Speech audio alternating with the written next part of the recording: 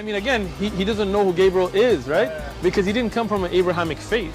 The people of Mecca were pagan. The Quran is mentioned, if this book was from other than God, they would have found in it many contradictions. If a book is without contradictions, that has no bearing on whether it comes from God or not. I've had phone books that are inerrant, but I certainly don't think God gave them. That we believe without understanding. The brother asked a very important question, that most of the scholars say that listening to music, watching movies, and most of the television programs, they're haram. So how can we have fun? Let me tell you, brother, at the outset, that having fun is permitted in Islam as long as the fun is halal fun. All right, hello everyone, and peace of Christ to all of you. Please invite your friends and let us have some good time together.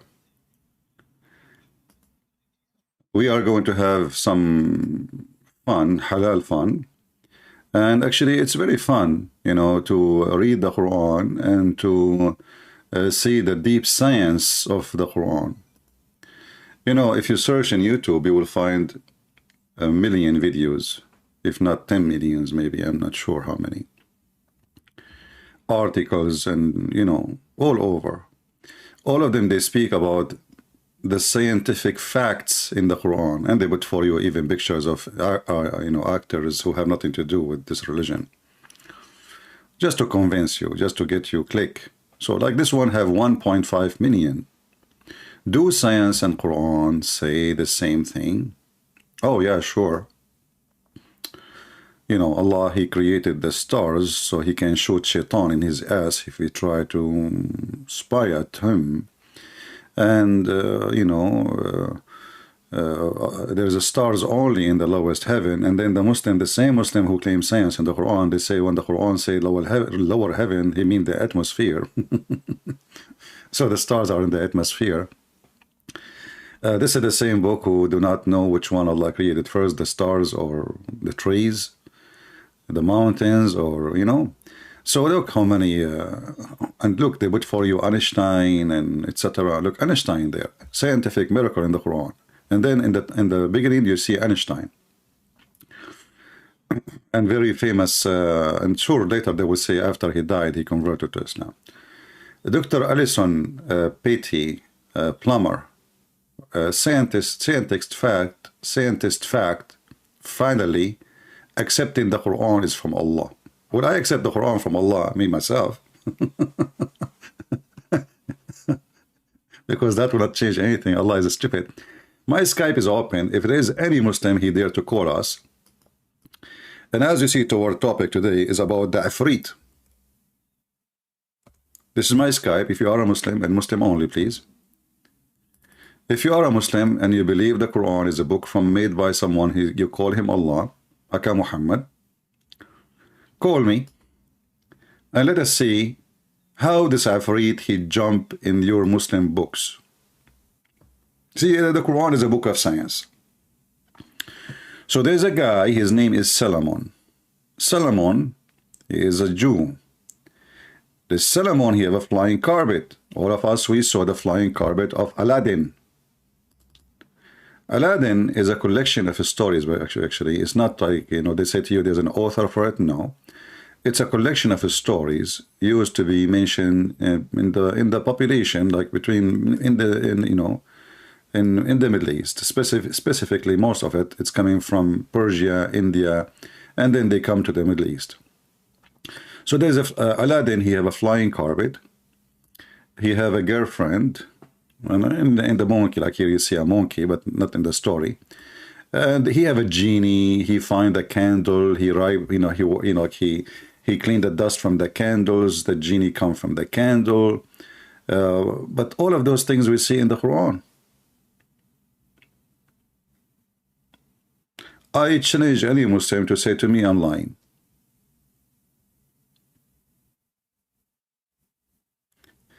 You see, obviously, the one who wrote the Quran, he is speaking to people with the mindset of 6, 7 years old kids. Muhammad, he lived between the Jews. And the Jews, they have tons of stories. Some of them, they tell them to their kids before bedtime. And some of them, you know, they believe in them. And many of them, they are false. Muhammad, he lived between the Jews, and he started hearing. And whatever he hear, he put in his book. The Jews, they came to him, they told him, tell us about a prophet, his name, Zulqarnain. Zulqarnain, Alexander the Great.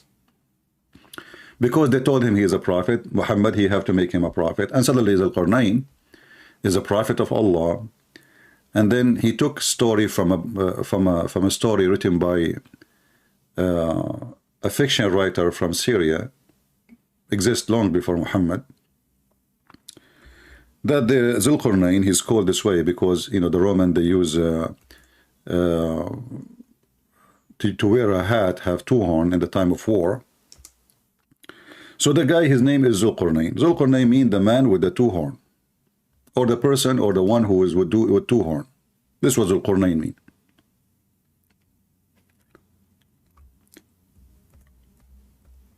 Muhammad, he took the story. First, in the beginning, he could not answer them. He asked for some time. Supposedly Allah will send him revelation.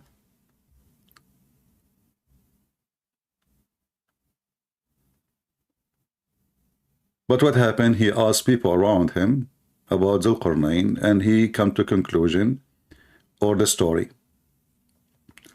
And the story is very simple. Zulqarnain is a person, he conquered the whole earth. He found where the sun set. He found where the sun rise.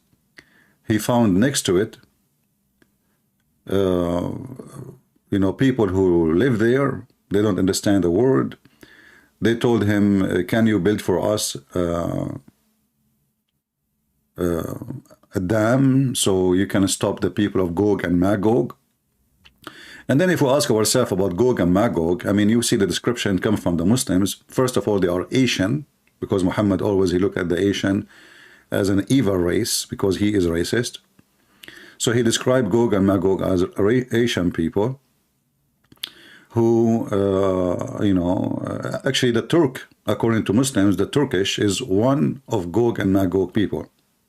Now, maybe if you look at the Turkish today, they don't look Asian anymore, because after they occupy the Greek land, and they occupy Constantinia, and they rape hundreds of thousands of women, and they have kids from them. So now if you go to Constantinia, like a so-called false name Istanbul, you will see that they are blonde, they have blue eyes, they have a, you know, so they don't look really like you know, the Turkish in the old days. But Muhammad described him in the hadith in a very ugly way, and he made fun of their look. So he described her face as if it's like as if you drive over it. It's a flat. It is you know. Even he forbid the Muslim from fighting them because they are so strong and the Arab are so weak. So they are no match because they are not human. You know, those Turkish. So if we go in the hadith, an example. Muhammad, he says, leave the Turkish as long as they left you. And if you ask yourself why, because Muhammad, he knew that Turkish are more savage than the Arab. And in the old days, and even now, the more savage you are, especially if you have the weapon, you will be victorious, you know. So Muhammad, he says, utruk Turk. Let us see where the hadith.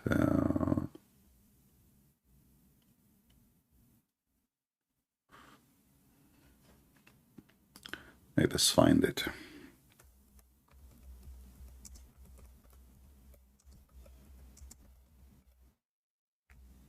And Muhammad, he predicted that the Arab, they will conquer Constantinia, but what happened is the opposite. It was the Turkish. You know, Muhammad in his time, he was speaking to the Muslims who they are Arab. Maybe we can say 99.9 of them, they are Arab.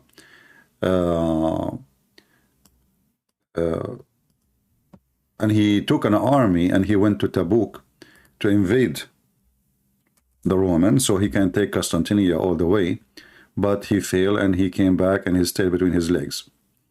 And then more than 1,000 years after, the Turkish, they were able to conquer Constantinople, and I pray to the Lord we will have it back sooner or later. You never lose your right as long as you are asking for it and teaching your kids about it. Here you see the Muhammad saying, the Prophet SAWS said, let the Absasian alone as long they let you alone. Why? Because he believed that the Absasian, the Ethiopian, they are very, very aggressive and they are very strong. So you better stay away from them, otherwise they will kill you, they will destroy you. So Muhammad was looking for easy target to attack, and same he said to the Turkish, he said, let the Turk alone as long they leave you alone, which means don't attack them, attack everybody, except the Ethiopian, except the Turkish. In different place, Muhammad, he described him.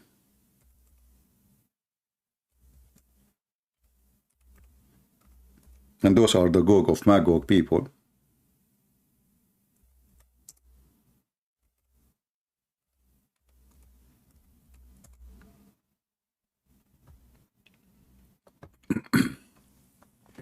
And Muhammad, he predicted that the time you fight the Turkish is the time of the judgment day. And this is again proving that Muhammad is a false prophet. He never predicted that the Turkish, they will become Muslim themselves.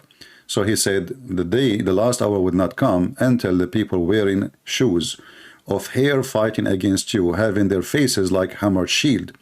So Muhammad making fun of the Asian people, how their face look like. So he described them in such a way. And you know, he made fun of the black people too, and I wonder how in the world anyone who's black, he can even accept, black or Asian, he can accept such a white supremacist cult. Here you will see Muhammad making it clear that those are the Turkish, because somebody might say to you, well, this is not the Turkish, this is not about the Turkish. So the false prophet, he never predicted that the Turkish, they will become Muslims. As you see, he says, even in the time of the judgment, in the judgment day, still the Turkish are not Muslims and you will fight them. Do you see it? It's in front of you. And this is Sahih Hadith. The Muslim cannot say, oh, this is weak. This is Sahih Muslim. As you see the reference. Now, my Skype is open and I don't see any Muslim texting me to tell us about how they believe in the IFRIT. Me, myself, I like IFRIT. The teacher herself, when I was in school, she said to you, she said to me, you are IFRIT, because I was troublemaker. So IFRIT, Muhammad, he taught you that Allah, he gave Sulaiman IFRIT. What did this IFRIT do? According to the Muhammadan, this Ifrit, not only he is so powerful, but he is so fast. He is so fast. He can bring you anything from anywhere in the world in the blink of an eye. Any Muslim, really, a real Muslim, he can call us and tell us if he really believes in the Ifrit. Do we have any Muslim? He have the courage and the knowledge to call us and say, I'm proud to believe in Ifrit, and Ifrit is true. It's not a fiction story. Any Muhammadan?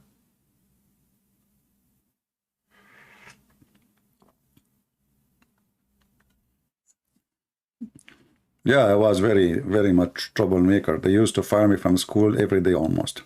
Sometimes I get fired when I'm fired. I go back to school, I found my name in the announcement, says this student is fired for the coming 3 days. But I wasn't, you know, I go to the principal, he says, you did this yesterday. I said, I was fired, I wasn't even here. He say, is it hard for someone like you to come invisible and do what you do and leave without anyone seeing you?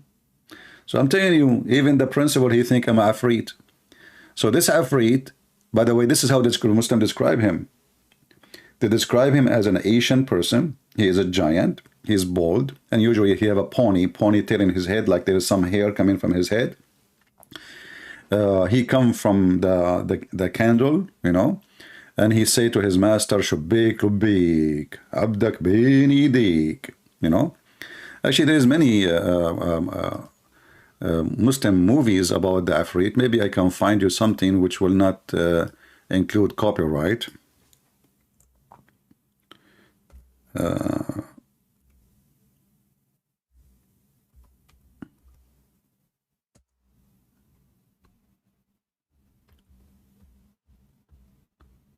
Let us see.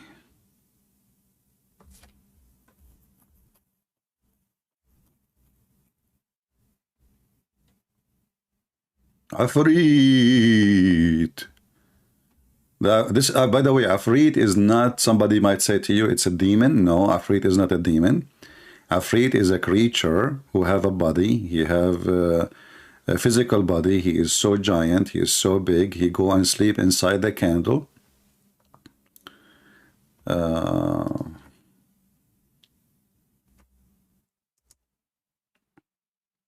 There's an actor, I forgot his name, Egyptian actor. He have a movie about it.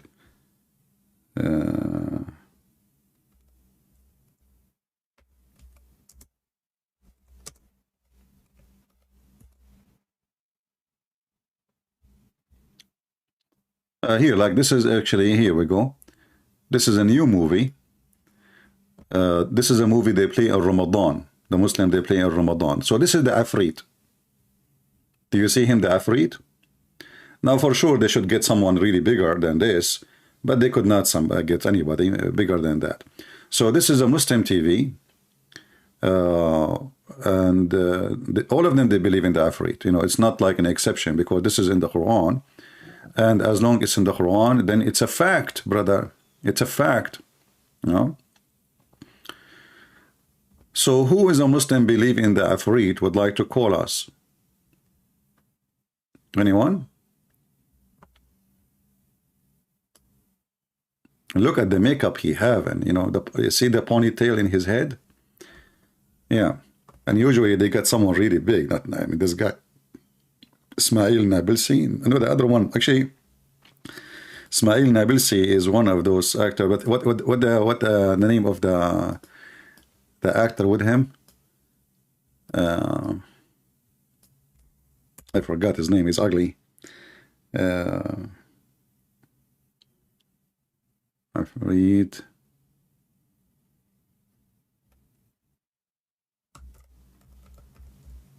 His name is Ismail Nabilsi. Maybe this is his name in real name. Oh, okay. All right.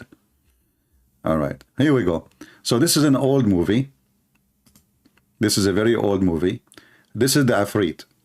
So this guy, he found a candle, you know, and then he wipe it out, and then the Ifrit come to him in the bedroom. And each time he come out, he says to him, you know, I'm here to serve you. What do you want from me?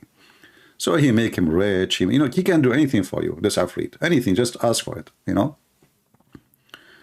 So who is Ifrit believer? He can call us from the Muhammadan cult.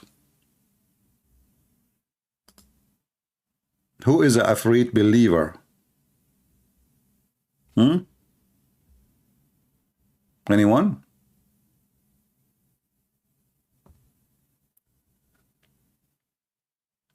Look at them. You know, after we finish our casting, you will see Muslim making comment, Christian Prince is lying to you. Christian Prince, he have no truth. Christian Prince is fabricating. This word doesn't mean anything. When we say, who don't want to call me? Nobody called. Why you don't call and tell us what you want to say instead of the chat or text? Call us and get me busted live on air. Then you can take the video. You know, don't do as the same as little ones. They make videos to refute me. They say, it doesn't say that, CP. First, this hadith mentioned by Shushu, Shushu mentioned by Dudu, Dudu mentioned by Mumu, and Mimi said that this one is a liar. That's it. They refuted me now. See how easy? It doesn't say that, CP. People will laugh at you. Actually, what you are saying to us, that you're Muslim, you lie about your prophet, and you have fabricated liars who wrote stories about your prophet. This is against you, not against me. I'm reading your books. Is that how you refute a person? How they refute me?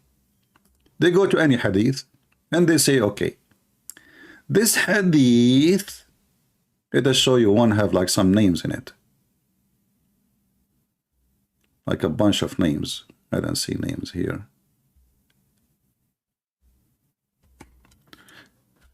Let us find some.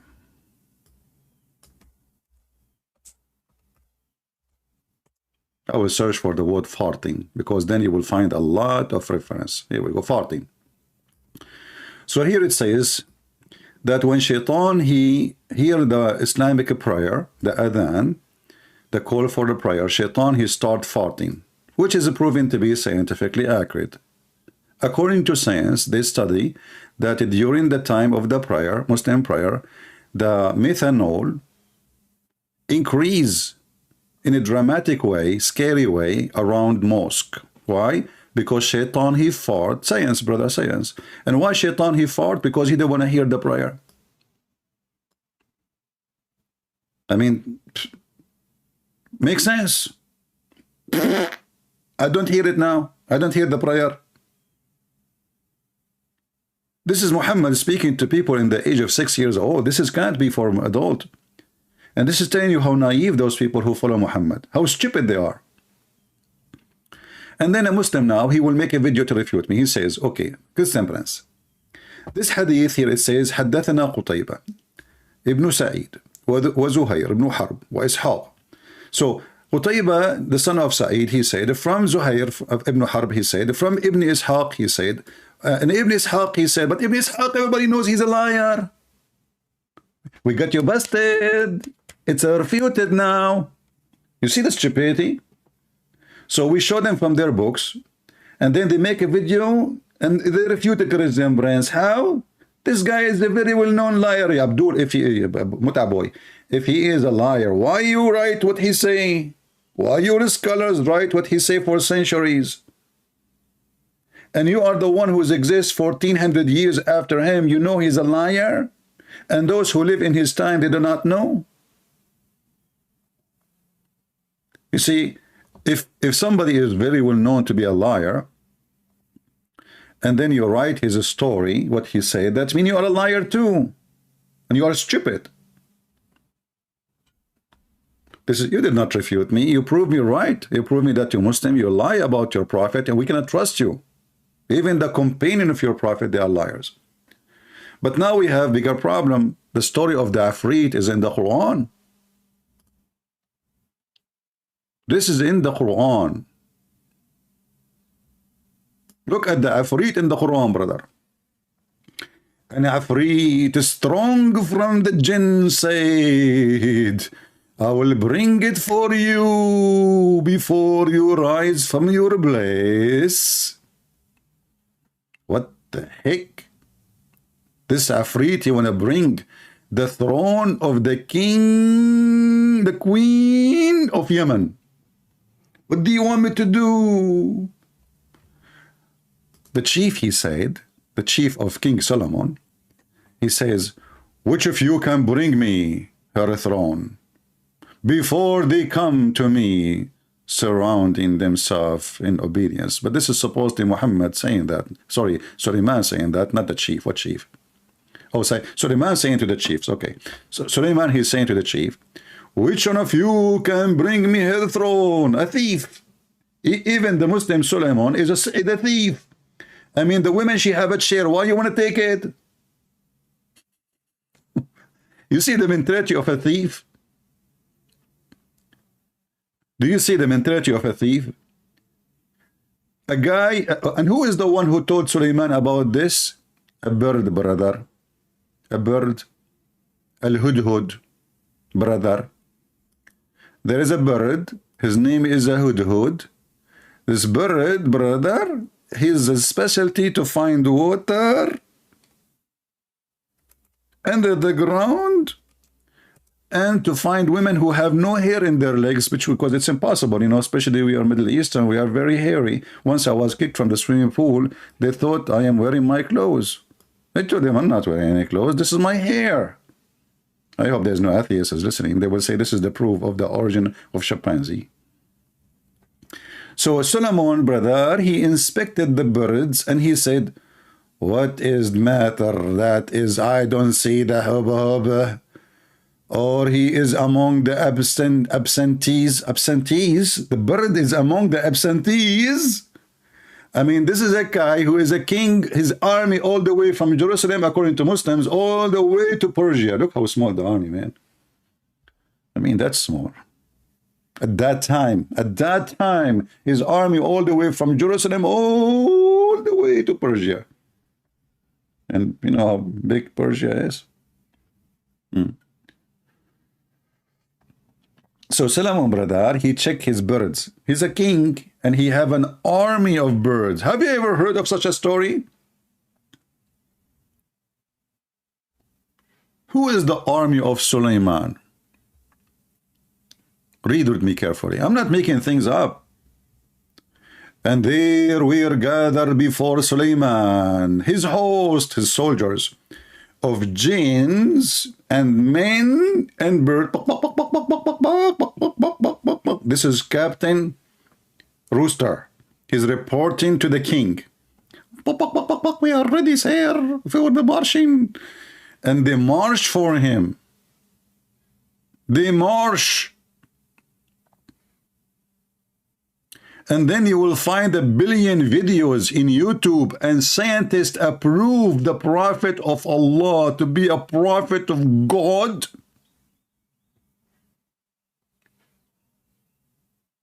An army of birds.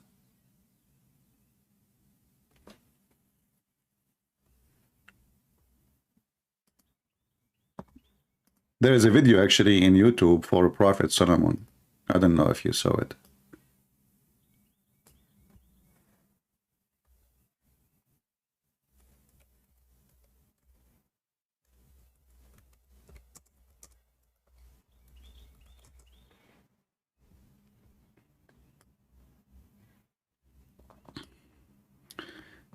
This guy is holding a stick, and there's like 10,000 chickens following him. Watch the video. I don't know if you saw it or not. Takbir! And the chicken, they are after him by thousands, brother. Chinese farmer and his 70,000 chicken. An army of a chicken. Bak, bak, bak, bak, bak, bak, bak, bak, bak, bak, bak, bak. I mean, who can... Look at this. The guy, he is... Oh, boy. We don't... So, this is what the Muslims believe. This is the science of Allah. Those are the stories in the Quran. So when those fools, they try to fool you, you must be really a damn fool. Officially.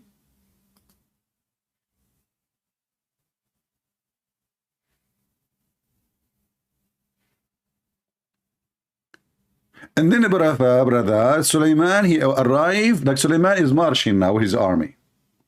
He arrived now to the valley of the ants. What the heck? There's a valley, is the valley of the ants. Yes, brother. They have a flag, and the flag is an ant. The valley of the ants. There's ants everywhere. Actually, in fact, Abdul, there's an ant in your pant as we speak. Because you are moving your ass, you don't dare to call me, you don't know what to say, and you are ashamed of your God. So till when they came to the valley of the ants, one of the ants, look, just one, brother. Allah reporting for us, only one ant. She is the Speaker of the House, Nancy Pelosi. Nancy Pelosi, the ant, she took the microphone. She said to the other ants, the Democrat, "Oh, ants, enter your dwelling, otherwise Trump will crush you."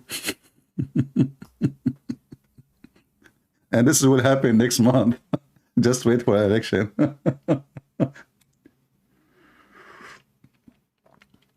So, till they came to the valley of the ants, brother. One of the ants, she said, "Hey, Abdul, ants don't talk." Like, I know, you know, all creatures, they communicate, but they don't talk. It says here, she said. The ant said. You know what said mean in Arabic? قالت. قالت means she used his mouth to speak with her tongue, with her voice, but ants don't talk, they are mute. So one of the ants, she said to the other ants, enter your dwelling list, Solomon will crush you. I will pay half of my treasure, which is very, little. If a Muslim can tell me how she know his name is Sulaiman. Look, I can take it like the ant. She told the ants, let us hide, there's an army is coming, no problem. But she knew his name is Sulaiman. That is something. How she knew? How this ant, she knew that his name is Sulaiman. I'm guessing that Sulaiman, he was in YouTube at that time. And he make videos for ants, speaking their language. So he's very famous between the ants. Actually, he was like 1 trillion subscribers from the ants. How they knew his name? So this is what the ant she's saying. The ant, she said literally, hide, otherwise Solomon is going to destroy you. Yeah, the value of the atoms, exactly, Elena. You're right, good one. Guys, remember yesterday we mentioned, or less than, about more than 24 hours ago, we mentioned that the Muslim, they made the word ant, they claim it is atom, when the word in Arabic is dharra. Dharra is the baby ant, the small tiny ant. You remember? Who remember? So we mentioned how the Muslim, they lie, and we showed you their interpretation, how the word atoms have nothing to do with the Quran saying. The Quran saying dharra, and dharra is an ant.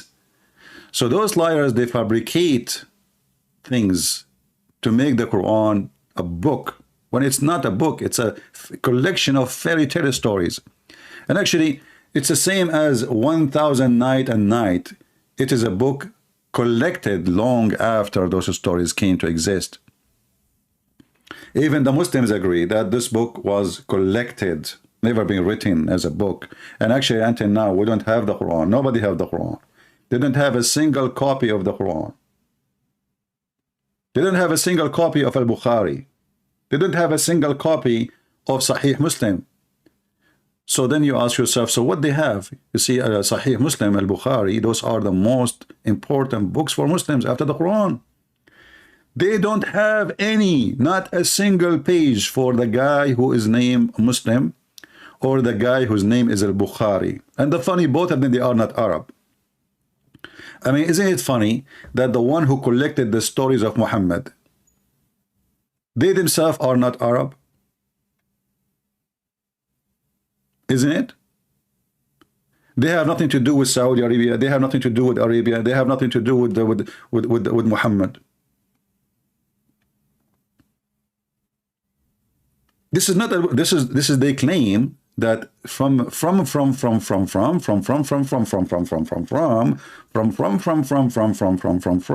tomorrow, after all the from one of the student of Sahih Muslim, of Muslim, sorry, he wrote those things. He said Sahih Muslim, he said those things. See what they have? So this is not a book written by Al-Bukhari. Neither the Muslims is written. It does not exist. Even they claim that Al-Bukhari was a blind man. We don't know how true that his story is. But they don't have books. And then they collect books long after Muhammad he died, hundreds of years after.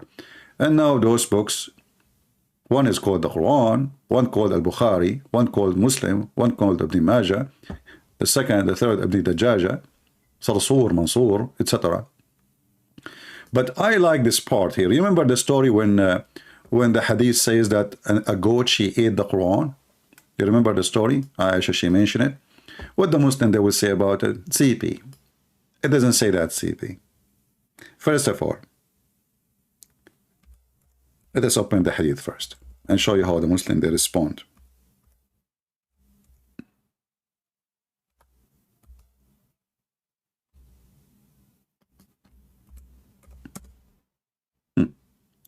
So Muhammad is dead. a goat, she entered upon the house or the room of Muhammad, and Muhammad was sleeping on the Quran. He put it under his ass. The goat, she flipped Muhammad. She flipped his ass. She took the Quran, and this goat is very evil. She start looking for certain verses, and look at the connection. What goat they do? They give milk. Usually people don't grow goat really for their meat. Their meat is ugly. It's not good. It's hard to cook. They grow them for milk. So the goat, brother, she start obviously using her tongue, flipping pages one after one, until she found the breast feeding for adult verses. For what? The religion, the conservative religion of Allah. Allah, he ordered Muslim women to give their boobs to strangers so he can suckle them 10 times. And this was in the Quran. And I don't believe really in this story that the goat, she ate the Quran. I believe you Muslims ate it. Because if the goat ate those verses, okay, did she eat your memory too? Who can recite the verses for us? Don't you Muslim, you say that you preserve the Quran by your memory and your heart? Okay, the goat, she ate the 10-time breastfeeding for adult verses. She ate the papers. Not a single one of you remember the verses. So obviously it is you who ate it. It's embarrassment. You decide to make it disappear. Your prophet is mentally ill. And what the heck? I'm not going to let my wife do breastfeeding for my neighbor. Now we know why the neighbors are lined up in the front of the house of the Abdul. One after one. Can I? Sure, honey. You know, the prophet says he would go. Which breast you want first? The one in the right or the one in the left? The guy he have a cross eyes. He said the one in the middle. This is religion. However, until now, we have a zero Muslim trying to contact us to tell us about the IFRIT. I want a Muslim to call me and explain to me how much he believes in the IFRIT. I like IFRIT. I want to have one. You wipe the candle, the IFRIT come from the candle. He said to you, sir, what do you want today? I say, can you please take Joe Biden to the moon and don't let him come back? Because gas price is so crazy, food is so expensive. I mean, this guy is the most idiot ever. Can you please take him somewhere? Can you put him with Muhammad somewhere? Are you sure, sir, this is the only wish you want? No, I have more wishes. Take Nancy Pelosi with him. Hey, don't forget Trump. The whole, you know, everything we have in this country. Just take, you know, just put them in the truck and take them all. Self-worshippers. How come we did not see, you know, like today and yesterday, there is a lot of pervert in the street wearing very weird clothing. It's not a clothing, actually, it's nakedness. Very pervert people celebrating Halloween. Their brain is hollow. So you Muslim, you celebrate Halloween every day. Look, even your IFRIT is naked. Why is naked? Do you think he live in Hawaii? I mean, why the guy always IFRIT is naked? Why you Muslims always make the IFRIT naked? I want to know why.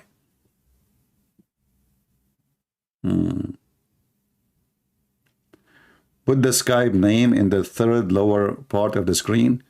Third lower part of the screen. Man, that is something. So now you want me to look for the third lower part of the screen. Are you sure? Okay. Third, my friend, we are posting it in the chat, and we can make it in the like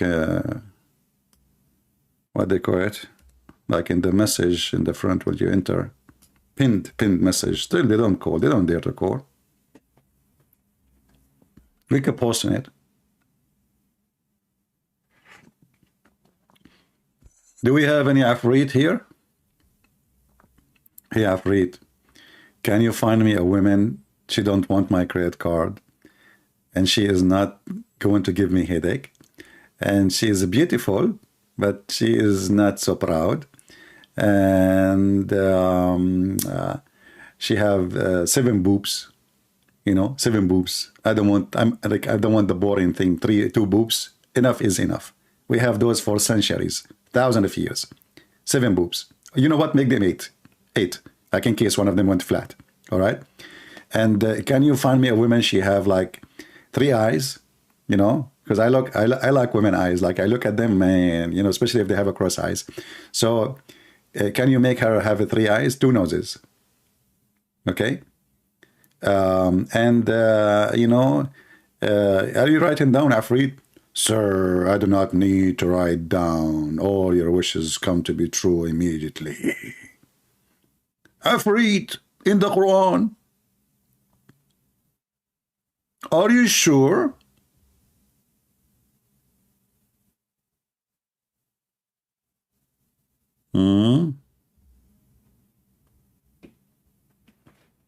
Any Muhammadan? Look how proud they are about their religion. Nobody would dare to call.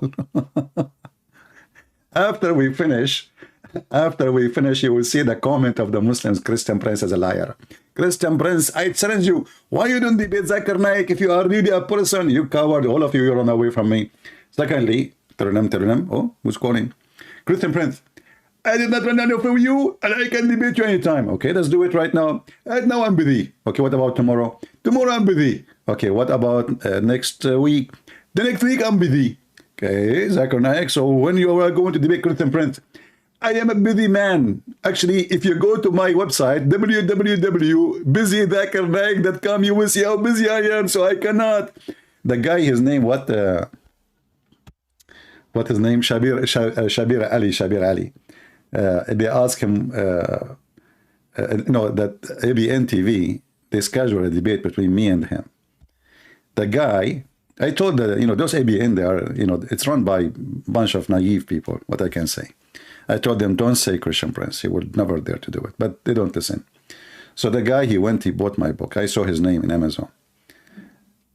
After he bought my book, he sent an email to ABN saying, I apologize, I cannot do it because I'm doing my PhD. And since then, Shabir Ali became a doctor. He finished his doctor, a PhD. He is teaching somewhere. Still, he is busy. He is doing PhD. Someone's come to Christian Prince. He have time to David Wood. He have time for everybody. But with the Christian Prince, he is busy. Busy.com.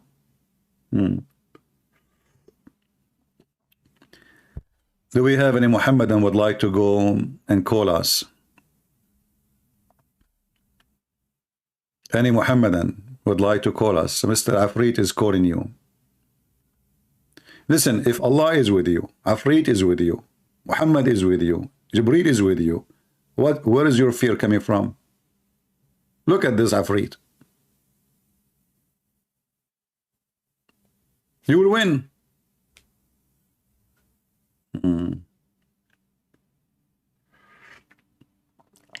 Have you debated any Imam from Philippines? Don't remind me, my friend. Just go and search. There's a guy, his name Rashid and the San. This guy, he keeps saying, who Christian can debate me? Who Christian can debate me? Who Christian can debate me? So I posted in Facebook for him, let us debate, man. He ignored it. Second day, he ignored it. Third day, I ignored it. And then we called him. It's in YouTube, go watch it.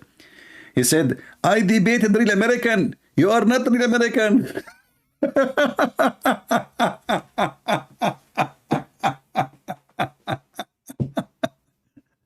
Well, this is why you debated him, because he's an American and I am an Arab. This is why you are terrified and you have poop on your pants.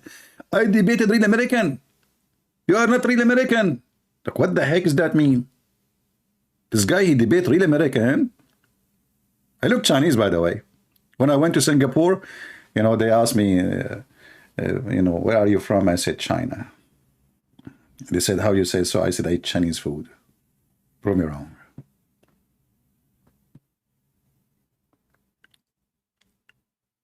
I was leaving those towers and I saw an Indonesian girl.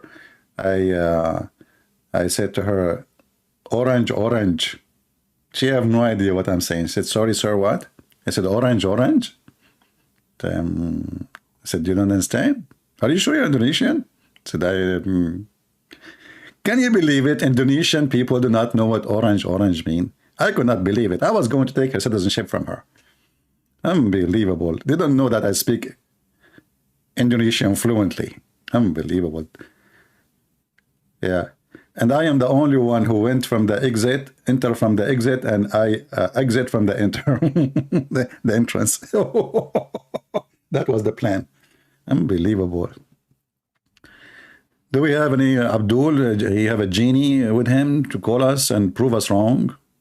Any genie in the bar? Mayday, genie is required.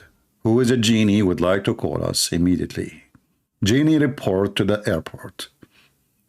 Do you know that Suleiman, he have a flying carpet, and the flying carpet of Suleiman can carry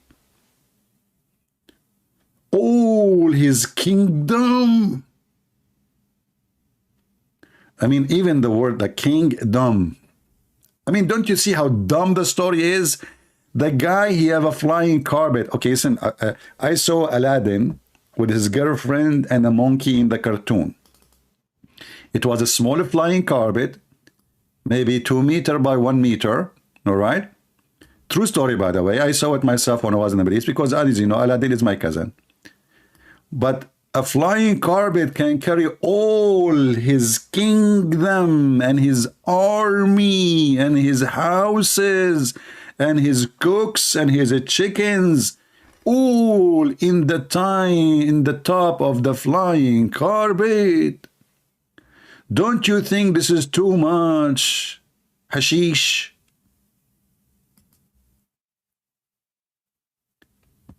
If you search in Google, let me do it. I will search in Prophet Google. The account, I will search in English, so you can find it the same. The account of Prophet Solomon.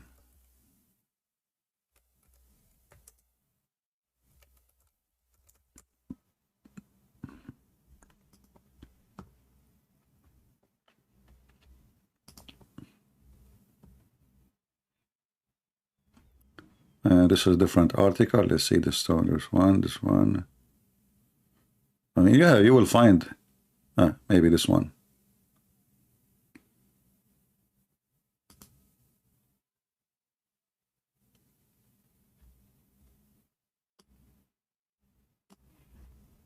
Brothers and sisters.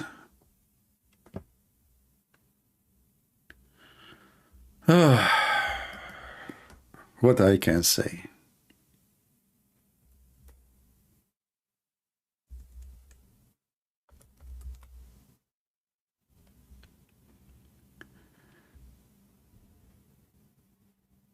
Suleiman. The name of the ant, the head of her group, was Takiya. Look at the heck. Even the Muslim, they knew the name of the ant who spoke to Suleiman, brother. Look. The name of that ant, the head of her group, she is the chief of the tribe, this ant. Her name is what?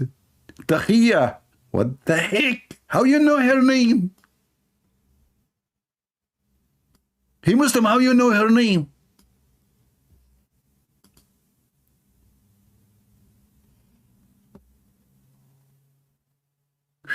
That's deep. Those Muslims, they knew everything. They were able to investigate and go back in time, couple of thousands of years, and they check and they ask every ant, who was there in the time of a Prophet Solomon? Do you remember who was the name of the chief of the girls who was?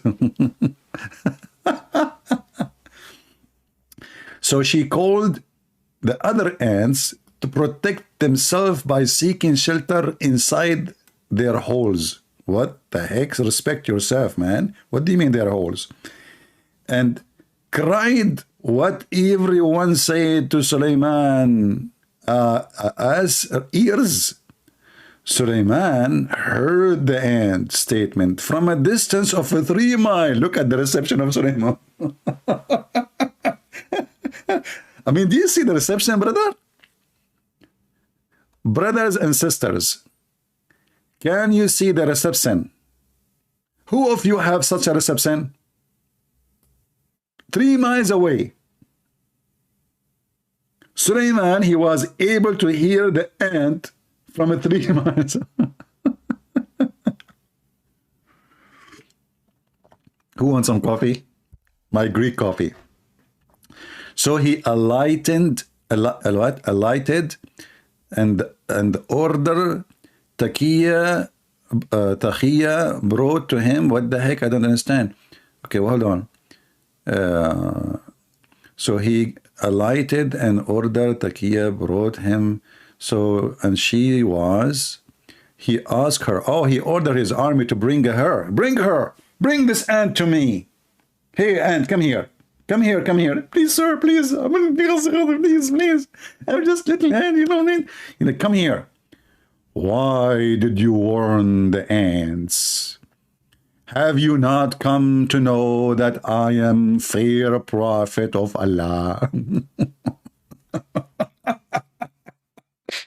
Unbelievable. Imagine you are arrested by the secret police of Suleiman, and now they are investigating you because you are an ant who told the other ants to hide in your holes. What the holy book? This is a holy book. And why were you afraid, lest and I, my host, should smash you all? Taqiya, she said, O Prophet of Allah, I did not mean the some smashing of the bodies, but a smashing of the heart. Like, what the heck?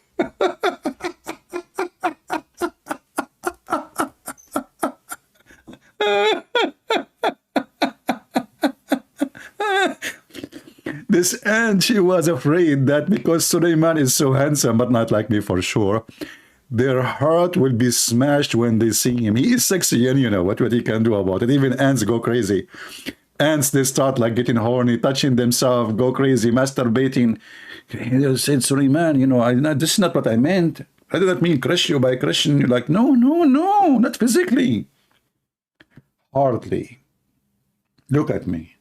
Just look at me. I'm melting right now. I feared that lest we should desire what you have been granted and become dazzled, and thus be distracted from praising the Almighty. Oh, she is a Muslim ant. MashaAllah, MashaAllah. She is a Muslim female ant, and she don't want the ants to be distracted by what he been given, brother. Until now, we are waiting for any Abdul who believe in IFRIT to call us. IFRIT believer is wanted. Until now, zero IFRIT believer. Obviously, they knew that this is something they cannot defend. It's stupid. Their religion is stupid. And the one who believes in it must be stupid too. This is what the Muslim trying to convince you with? That this is from God. His name is Allah. Huh?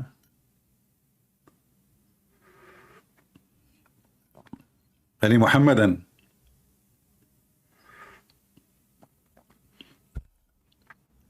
I'm not going to finish the IFRIT story today, hoping that some Muslims will have the courage and the knowledge to call me later.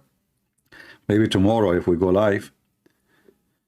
So I will try, how long we are here now? I will try to make it short today because people complain my videos is so long. This is the religion? This is the religion? Genie in the ball? And by the way, do you know that according to Muhammad, 10 Ifrit, who they are black, they rode Muhammad on his back all day long, and they were naked. Do you know that? There's a chapter in the Quran, it's called the chapter of the genie. Even the genie have a chapter, brother.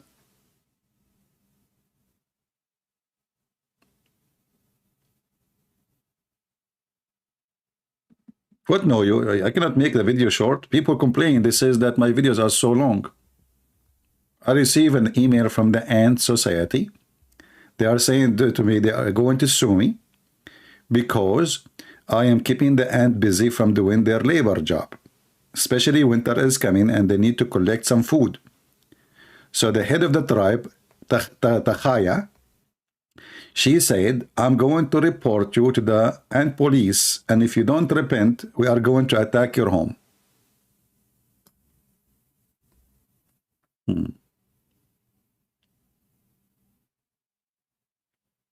Any Abdul? So Suleiman, he brought the ant for a questioning.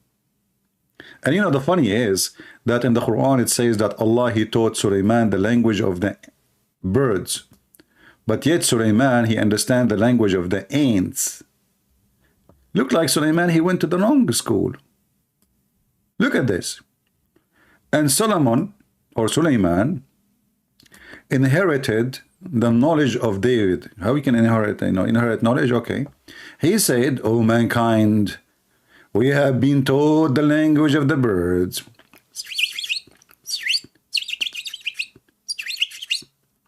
So now Suleiman, he been taught the language of the birds. He speak to the ants how? Any Muslim can explain to us. We saw him later speaking to Al-Hudhud. Okay, we got that because the Quran says Allah taught him the language of the birds. But how is he speaking to the ants? The ants, they communicate by chemical or by vibration. None of them is a language of words. Any Muhammadan? What the heck with this religion? The guy, he learned the language of the birds. He speak the language of the ants? There's a connection? I think they are cousins, maybe.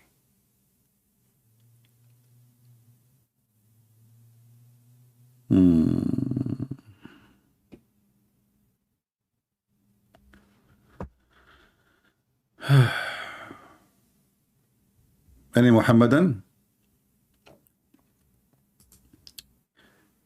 Any Muhammadan from the Muslims who they are in the chat acting like a chicken? Why you don't call and say, yes, we believe in the genie? What is the problem? And tell us what is the genie is about. And why this guy, he want to go and bring and steal her throne? Why Suleiman, he want to steal the throne of this woman?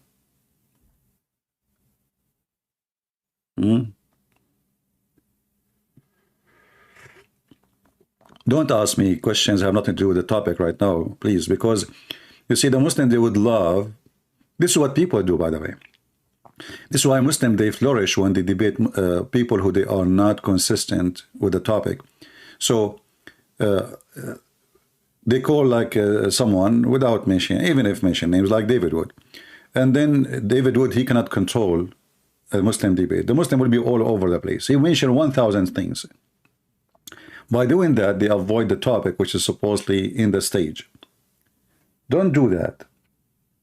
We have a topic, focus with it. When we say we are done, who have a question, give me a question, have nothing to do with the topic. Do mature adult thinking before you make a comment. Do we have any Muslim? He want to tell us about Mr. Genie, the Virginie. Genie, Ifrit, and he is Ifrit, by the way. This is not a normal genie. Ifrit is very well known that he is so fast. Ifrit. This is Ifrit. This is not just joke, you know, brother. This is not anything. This is Ifrit. Do you know what Ifrit mean? This is a special genie. He's so fast, he's so powerful. He can make your wish come to be true in a second before you blink your eyes. I have a question. Do you know Robo Christian? Well, I'm going to block you for such a question. I mean, no, I do not know him. In YouTube, yes. But what this have to do with my topic now? Why people are stupid? I have a question.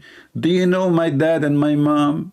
Do you know this guy? I'm here for this now. Go on, you know, what's wrong with people? Kids, you need a IFRIT to teach you how to behave. Are you going to ask me now, do you know Trump? What is next? I know nobody. I'm here for a reason. I'm not here to know this and that. I'm here to teach you. You like it, you stay. You don't like it, leave. Don't be silly. Don't act like a kid. So IFRIT, Mr. IFRIT, my Skype is open and IFRIT is not calling. Not a single Muslim IFRIT is calling. Why? Because they knew their religion is a joke. They knew that they have no match. They knew they will call somebody he do not know how to answer them. Here, their IFRIT disappear. They have no courage, they have no knowledge.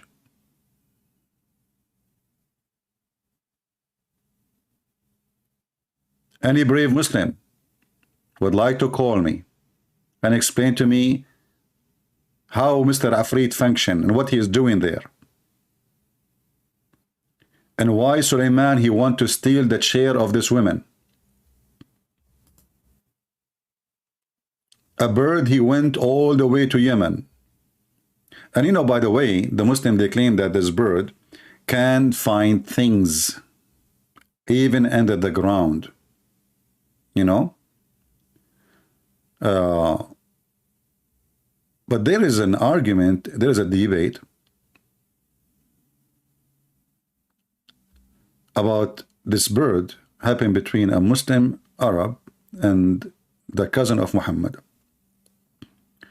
So the Muslim, they say that this bird can see things nobody can see. No other bird can see. He's a specialist.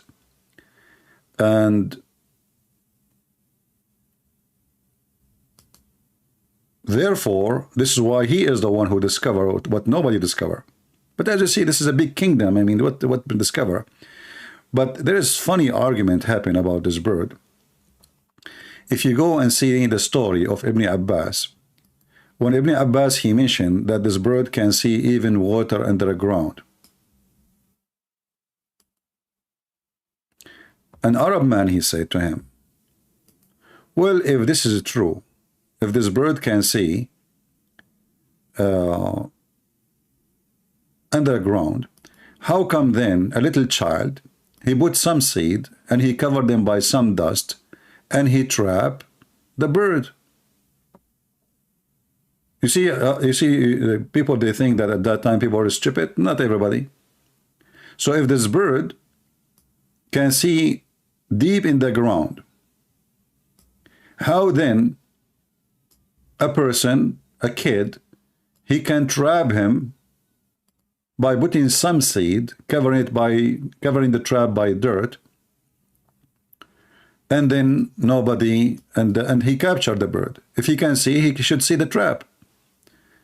Ibn Abbas, he started cursing this guy, and then this guy, he said, I swear by Allah, I will never do that anymore, which means arguing about the stories of Prophet of Allah.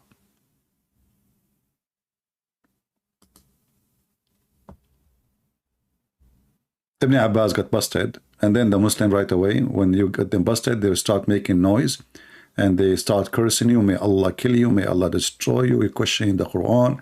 So the guy, he got terrified, he said, okay, you know what, you are right, whatever you say is right, I'm not going to question it no more. Bingo.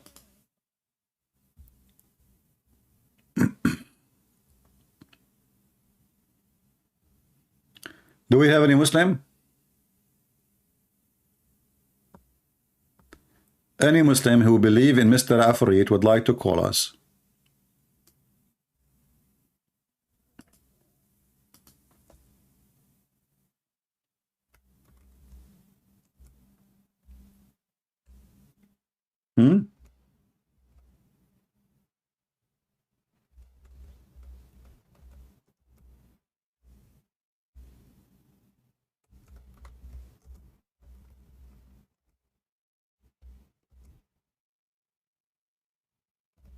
Any Muslim.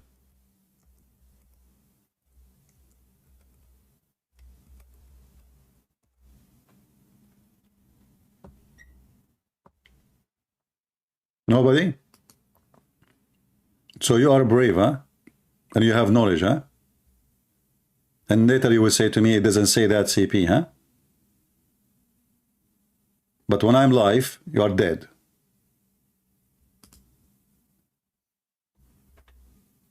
Uh-huh. Anyone?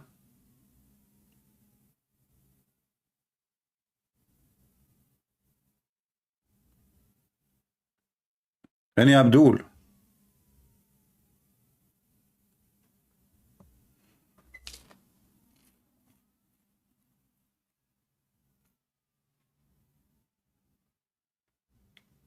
Who is a Muhammadan believer in what we show on the screen? You don't you? This is the argument of a Muslim man. He got Muhammad and his followers busted in the time of Muhammad. He said to Ibn Abbas, one day Abdullah ibn Abbas told a similar story among the people who was a man from Al-Khawarij. The Muslim, anyone who say he is a bad Muslim, they call him Khawarij. Khawarij mean the outsiders. They are like practicing out of the faith. Whose name was Nafi' bin al-Azraq, who often used to raise objections to Ibn Abbas. Look how evil he is. He said to him, stop Ibn Abbas. You will be defeated, between two brackets, in argument today. Ibn Abbas, he said, why? Nafi', he said, you are telling us that the hubub can see water beneath the ground. But any boy can put seed in a trap and cover the trap with dirt, and the hubub will come and take the seed. So how the boy can catch him in a trap? You see, you Muslims, you are in a trap. Do you see how this guy, this is not a Christian prince, this is a guy exists 1400 years ago. He got you all busted with your lies. Do you see it? And this is Ibn Kathir. And then what Ibn Abbas, he said, did he refute him? No. He started cursing the man. Ibn Abbas says, if was not for the fact that this man would go and tell others that he had defeated Ibn Abbas in argument, I would never answer. Okay, how he answer? Then he said to Ibn Nafi', when the degree strike a person, his eyes become blind. Like, they start cursing the guy. Supposedly now he's refuting him. But do you see how they refute? Do you see how strong the refutation? Like, what the heck? So now Ibn Abbas, he was afraid that people will say he was defeated in argument. How he answer? May Allah curse you. May Allah kill you. May Allah make you blind. May Allah make your private part not to work. May Allah, the guy said, okay, that's it, man. That's it. That's stop. That's it. That's it. You won. Okay, you know. And supposedly now, Ibn Abbas, who been hired by Muhammad to explain the Quran, he refuted the guy. Do you see it? The guy, he asked a question, how in the world you are telling me that the bird can see the water all the way deep in the ground, yet a little kid, he put some seed and he put a trap next to it, and then the bird will not see the trap, and they will capture the bird. So a bird who can see deep in the ground, he should see the trap.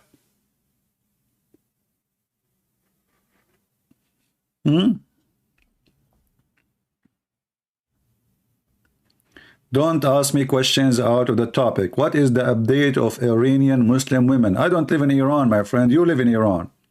Don't we have a topic? When people come here, they ask questions. Do you know this guy? What do you think about Trump? What is the update about the Iranian? What somebody told you, is this a news agency? We have a topic. Focus with me. Hey, Christian Prince, do you know why Sam Shamoun is bald? Yeah, I know. He used bleach instead of shampoo. I mean, what's my business? People, they come to me with the questions. We have a topic, we have a title, we have IFRIT, and now you are asking me about the Iranian? What's wrong with people? Christian Prince, do you know likewise Joe Biden, he's always confused. He do not know where he get in, where he come out. This is Joe Biden. This is what he do for a living. He's confused. He's born confused. Don't, we have a topic. Are you confused too? Do we have any Muhammadan from the IFRIT believers ethic community? He is willing to call us and tell us about Mr. IFRIT.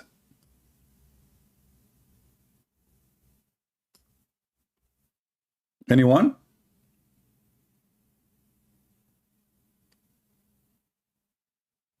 Any IFRIT believer? Guess what? If you call and defend the belief in IFRIT, Allah will send you extra IFRIT to your house.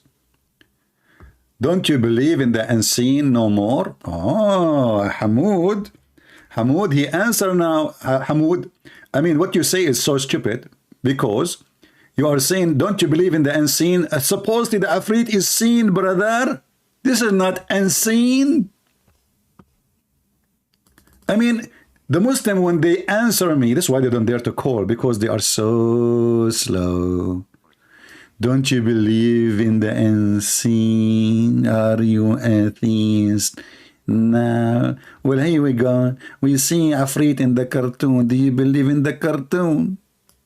What does that have to do with unseen? So you could not respond, and now you are telling me, don't you believe in the unseen? Are you atheist now? IFRIT is something you can see. Hello? Are you saying to me you Muslim never saw IFRIT and you believe in him? So all the story in the Sulaiman story is a lie? Huh? He is an invisible IFRIT. So how you know he's bald, he have a ponytail, he is big? What the heck is that? Believe in the unseen. Huh? Anything is unseen, we must believe in it. Unseen. We have to believe in the unseen. Allah is unseen too. He's IFRIT. Prove to me that Allah is not IFRIT and he don't have a ponytail in his top of his head. Prove it. Go ahead. He have hands. And you Muslim, you say his hand is not like us. IFRIT, his hand is not like us. Look at them. Let me show you the picture again. Look with me. Look. Oh. This is IFRIT hands. They look like us? No. They are IFRIT hands. Look at his ears. Allah have ears. Is his ears like us? No. Allah must be IFRIT. So now you are telling me you don't believe in the unseen no more. Are you an atheist now? Brother, did you go to the bathroom today or not yet? Sounds like a diarrhea question. Do we have any Muslim? He can tell us why he believe in the IFRIT. We are asking a specific question. And the IFRIT of today is not a Trump, is not Joe Biden, is not Putin, is not all the idiot we have in this world. IFRIT is in your Quran. So don't tell me this is weak IFRIT from the weak Quran. That will be hilarious. And this IFRIT, he have a specialty. He is a thief. He steals chairs. I'm afraid right now, actually. I'm sitting in the chair. This IFRIT will come and take my chair. That's what the Quran is saying. Sulaiman, he says, who want to go and get me here a chair? Why Sulaiman want to take the chair of the woman? He was a furniture thief. Hey Muslim, was he a furniture thief? Can you where in the Quran it says IFRIT look like that?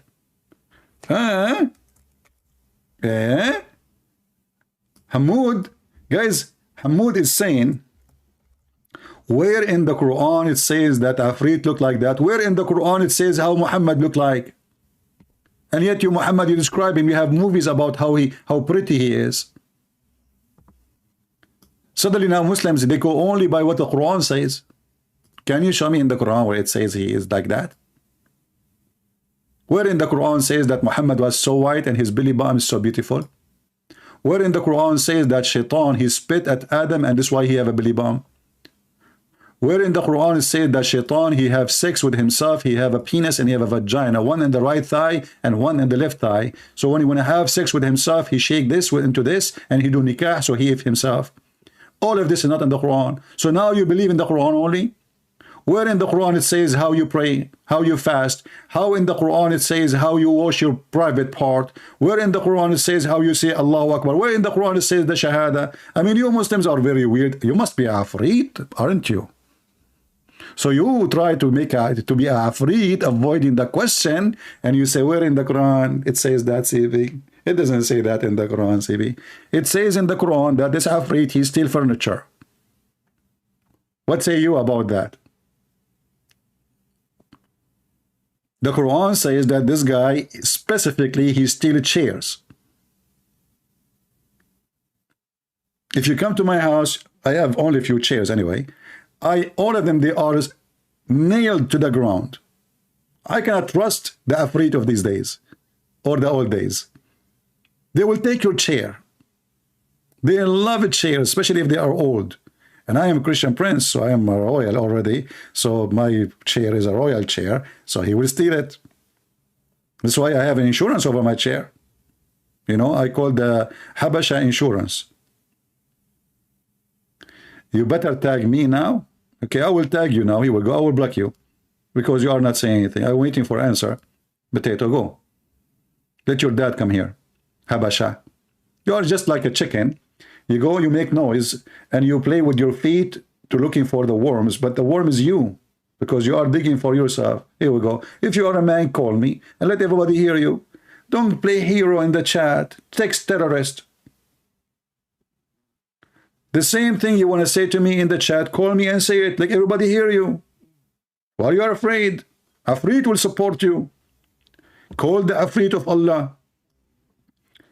Wipe the candle of Aladdin, and the Afrit of Allah will come with you, and he will support you. What are you waiting for? Afrit as never before.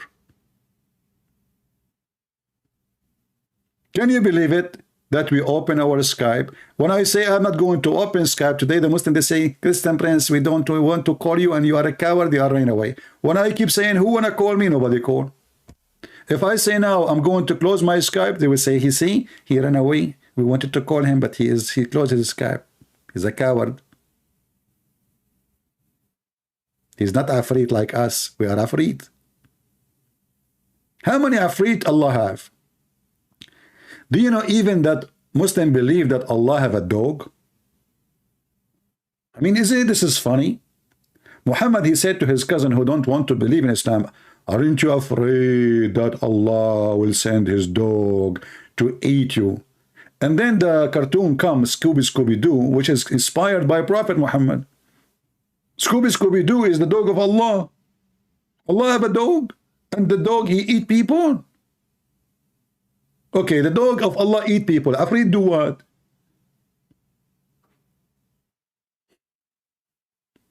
And then you search in YouTube, you will find a billion videos about science in the Quran.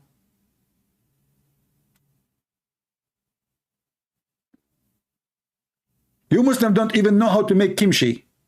What science? Not a single one of you.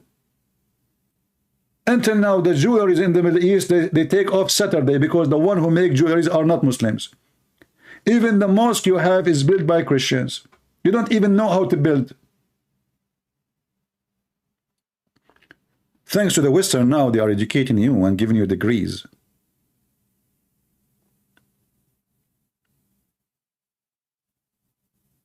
Do we have any Ifrit? You love kimchi? Okay. Is that your girlfriend name? Shawan? Why you are telling me, man? Please keep your private information from public. Don't mention that your girlfriend, her name is Kimchi.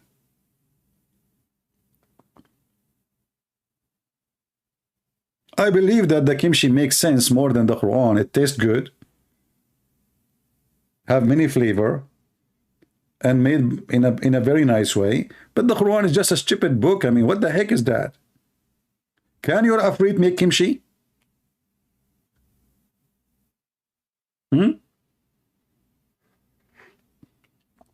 Prove it. Afrit, huh? You have a God who provides you with Afrit.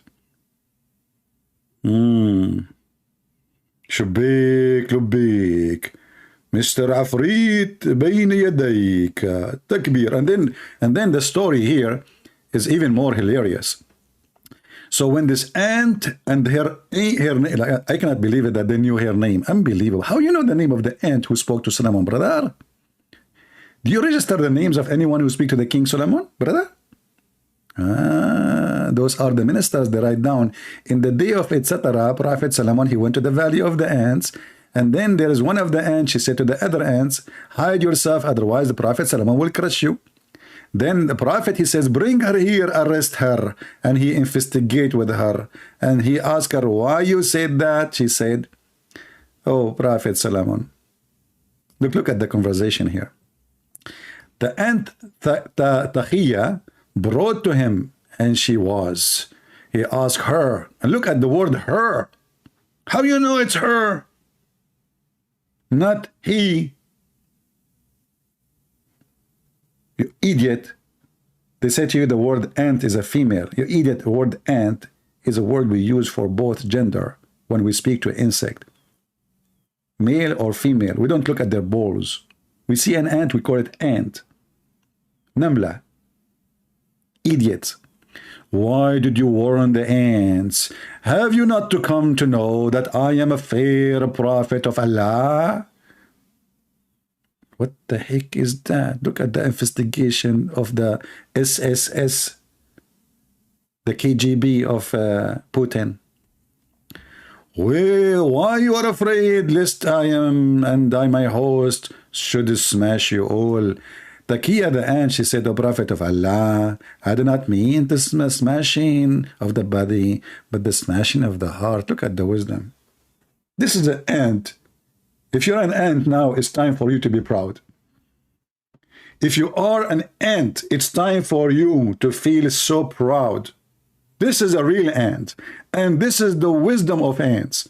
The ant, she got Suleiman busted, you idiot. You are an idiot. I said he will crush you, he will smash you, but I meant the heart. Hey, Muslims, ants, they have heart. What kind of heart they have? www.dateandantheart.com. And then I feared lest we should desire what you have granted. Oh, the ant, she want to have a flying carpet too. Why not? She want to be a queen too. But you have a queen already. And become dazzled. And by the way, this is the chief of the ants. So who's the queen then? Oh, what the heck? And then... If you read the conversation, you would die laughing. Maybe I should continue reading this later in the coming episode of the IFRIT. Ants? Oh boy. The ant, she said, your father had treated his wound with compassion.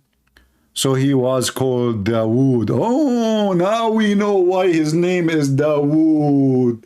Because he treated his wound with wood. This is Muslim books. Do you see it? Why Dawood? His name is Dawood. Because he treated his wound with wood.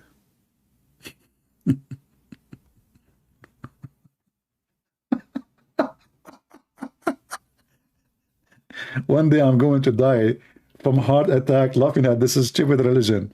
It's cold, yet I'm sweating. Unbelievable. What the heck with this, man? And I wish you, Solomon, you will join your father company. What the heck? She want him to die. Then she asked him, do you know why has the wind been subservient to you in particular from all other regions of the kingdom? Look at this ant.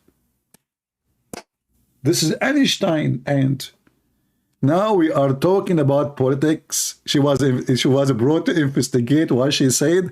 Hide, otherwise Suleiman will crush you. And now she is a questioning Suleiman. Solomon, he said, I have no knowledge of that. Look at this. Suleiman, he have knowledge, the ant, she have knowledge. Can you believe it? Look like the ant, she went to Jewish Orthodox school, and she learned everything about Suleiman, about his father. I mean, unbelievable. Look at this ignorant Solomon. He is learning from the ant. If an ant teach you, Suleiman, who cannot teach you then? Idiot. The ant said so. I said to her, I have no knowledge, but he's humble. We have to give him credit. I mean, you are speaking to the ant, and the ant, she said, do you know? And you said to her, no, I don't. That's deep. And the ant said, the Almighty, the most exalted one, has meant to say this to you. Had I put all the kingdom under your control, just I have done with this wind, it will have slipped from your hands, just as wind is slipped away. Prophet Ant is schooling the Prophet Solomon, and her name is a Prophet Taqiyya. That's deep. We go back to the IFRIT. Look at the Muslims in the chat. They are desperate to change the topic. Nobody dare to call. IFRIT, the religion of science. Aladdin, Prophet Aladdin. Shall we call him from now on Prophet Aladdin?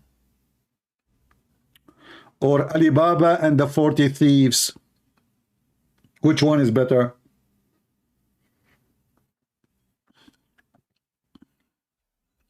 Anyone?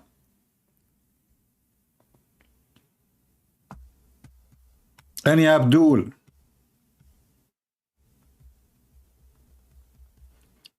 I am sure that the Muslim, they will try to use Sam Shamoun picture to make him Afrit, because he have no hair. Or Kojak.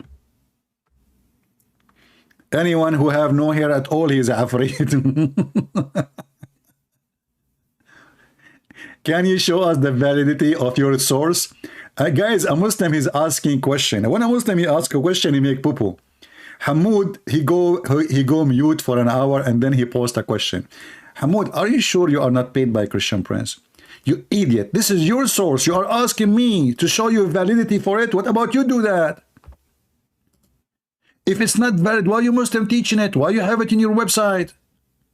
So you're asking a Christian to prove that those are valid answers or question or resource.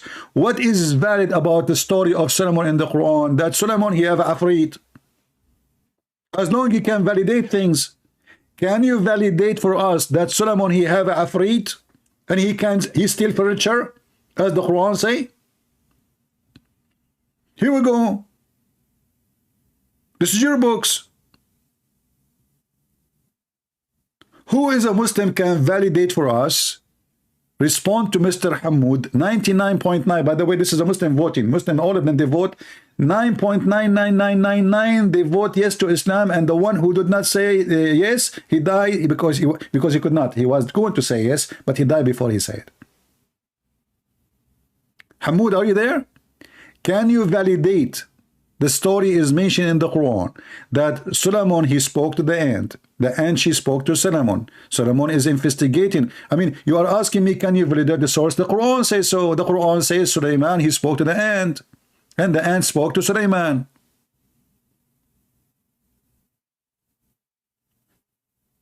Are you insulting your religion? Obviously you are. Isn't it this is your religion? Isn't it this is your Quran?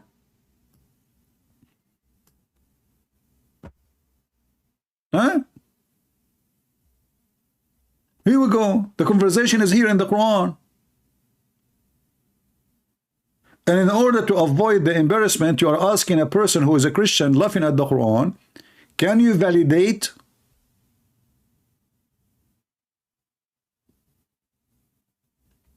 What an embarrassment. They were not there to call. They were not there to answer because they know that this is just a stupid religion. I'm not going to keep you longer, guys. I suppose I will make the video short, but my short video is impossible to happen. So we will continue maybe tomorrow. Don't forget to subscribe. You can join our Patreon too, so you can receive notification. YouTube don't always try to subjugate our YouTube to be stressed. They don't want anybody to come here. That's why many of you don't receive notifications. So you can subscribe to Patreon. It's for free. It's not the same conversation. Okay, how you can verify this conversation first? How you can verify what Muhammad said to you about this conversation? All the stories of your Prophet Muhammad in the Hadith is not the same exactly as in the Quran. So how come you don't ask the question to your Prophet? Is the Quran speaking about a jassasa who have a long hair? No. Did the Quran speak about the Antichrist who have a lot of hair covering his body and he was suspended on the air chain with the chain? No. But you believe in it. Did the Quran describe how people of Gog and Magog look like? No. But the Muhammad in the Hadith, he described them. And those people, they are getting their resource from your Prophet. Here we go. This is your website, alislam.org. So this is how Muslims, they try to run away from the embarrassment. They are trying to ask me to verify how truthful those information. Why you don't ask yourself how this information is mentioned in your books if they are not truthful? And this is the one who wrote the article. He's a sheikh. The 99 attribute to Allah. Yasin al-Jabburi. Why you don't call him?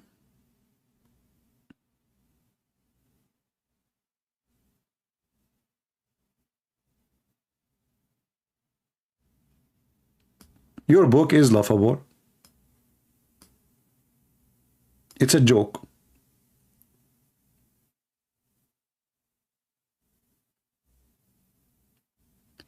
Can somebody show me where the Quran says? Well, because we are done, I will answer this question.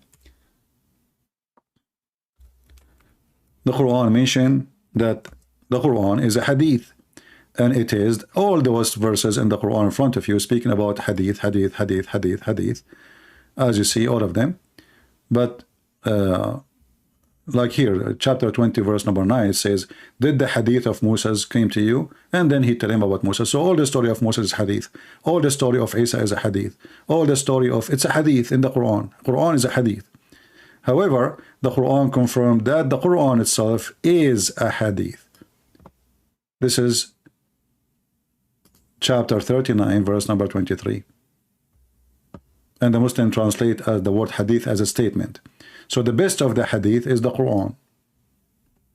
And here a word in Arabic. Allahu nazzala ahsan al-hadithi kitaban. Hadithi kitaban. Anyway, guys, I want to say thank you for being here. And I will leave you in peace with the IFRIT for today. Be careful, he steals chairs. You know, if you came home and your wife, she took the furniture, most likely she is using the IFRIT to move the furniture so fast.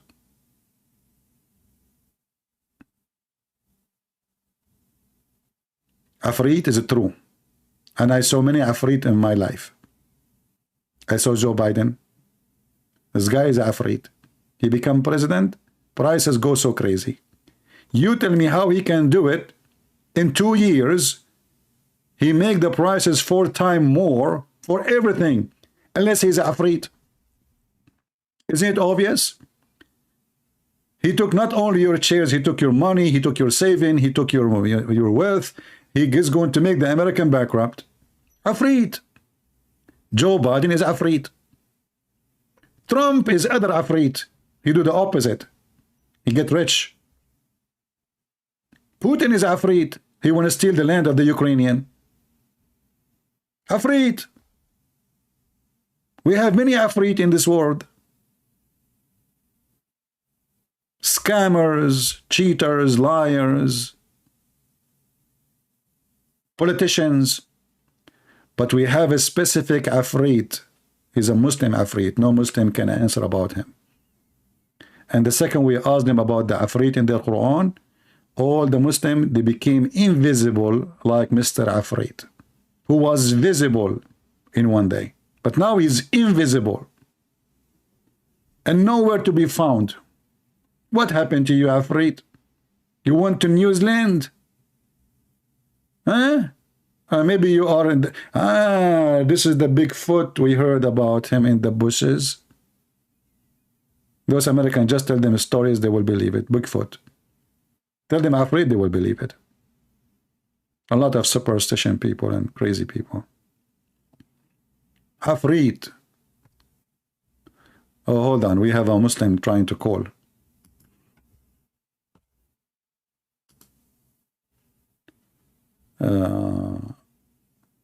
I would like to speak to you. All right, let us call this Muslim, guys. I thought we are done, but look like we have a customer.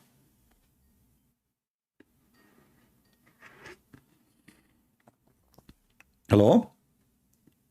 Hello? Yes? Yes, my friend, you are live on air. What do you want to say to us? Well, I've been watching your program. Huh? So, I've been watching your program. Okay. So, you keep on saying nobody's calling you. Yeah, you are a Muslim? Yeah. Your name is Abdul Mu'min Qurashi? Yes. All right. So what do you think about the Afrit in the Quran? It's like we believe it's the unseen. Yeah, but this is not about unseen. This is a person is seen. This is not unseen. Yeah. He was sitting there. Like sometimes it's like, you know, moral stories which are transmitted. No. You see. And like how. Okay. So Bible, first of all, parables. can you tell me what is Afrit? What is the word Afrit mean? Afrit is like the big genie. He's a big genie. Okay, you just said to me a big genie. a second ago you said he's unseen, and now you are saying he's big. How you know that the unseen is big if he's unseen? Because this is what we've been imagination, like, you know. Like so you must have imagine he is not their... true. This is imagination. So you imagine he's big. Correct, yeah, imagination. Like we have to imagine because it's unseen. Okay, but how you know he's big? We have to imagine. If he's unseen, how you know he's big? How you know he's bold? Yeah, that's a good question, but I don't have the answers for it because it's an unseen thing. Okay, but this Afrit in the story in the Quran, he steals furniture. Why Sulaiman? He want Afrit to steal his furniture, the furniture of the women who live in Yemen.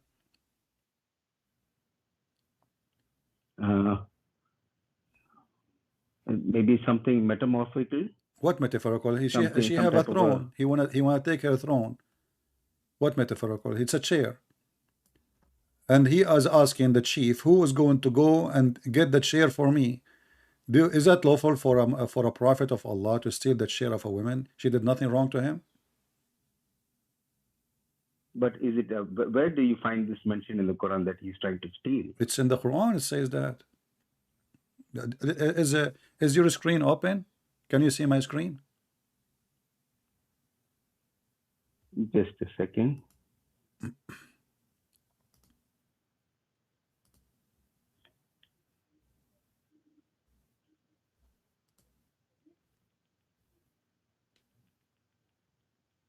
Yeah, I can see your screen now. All right, chapter 27, verse number 38. By the way, I welcome Mr. Abdul Mumin. He sounds like a nice gentleman, correct, guys? And we welcome always Muslims who want to have a conversation with us, the one who don't want to curse, the one who want to have a conversation. So I really welcome Mr. Abdul Mumin to join us. Thank you for calling, Abdul Mumin. Go ahead. So chapter 27, verse number 38, it says, Sulaiman, he said, O chief, which one of you can bring me her throne before they come to me surrendering? He want them to surrender to him. They did not do anything to him. And in obedience, we don't know why, and he want her throne. One of the Afrit, which means he have many of them, he said, I will bring it to you before you rise from your place. Look how fast he is. This Afrit is so fast, brother.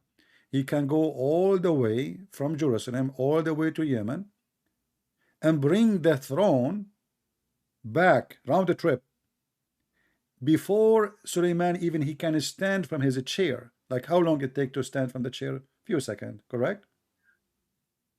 Yeah. Okay, so let's say 10 seconds. So this Afrit, he can travel in a very extreme speed, and he come back with the chair before even Suleiman he stand up. What do you think? Yeah, because as given he's a genie, so for him, like, distance doesn't really matter, I guess. So how, the genie is so fast? Probably because he can fly, he can just appear and disappear. How he can fly? In a click of a second. But he have no wings. You Muslim, you have him as a fat guy. He's big, he's bold, he's heavy. So how he fly?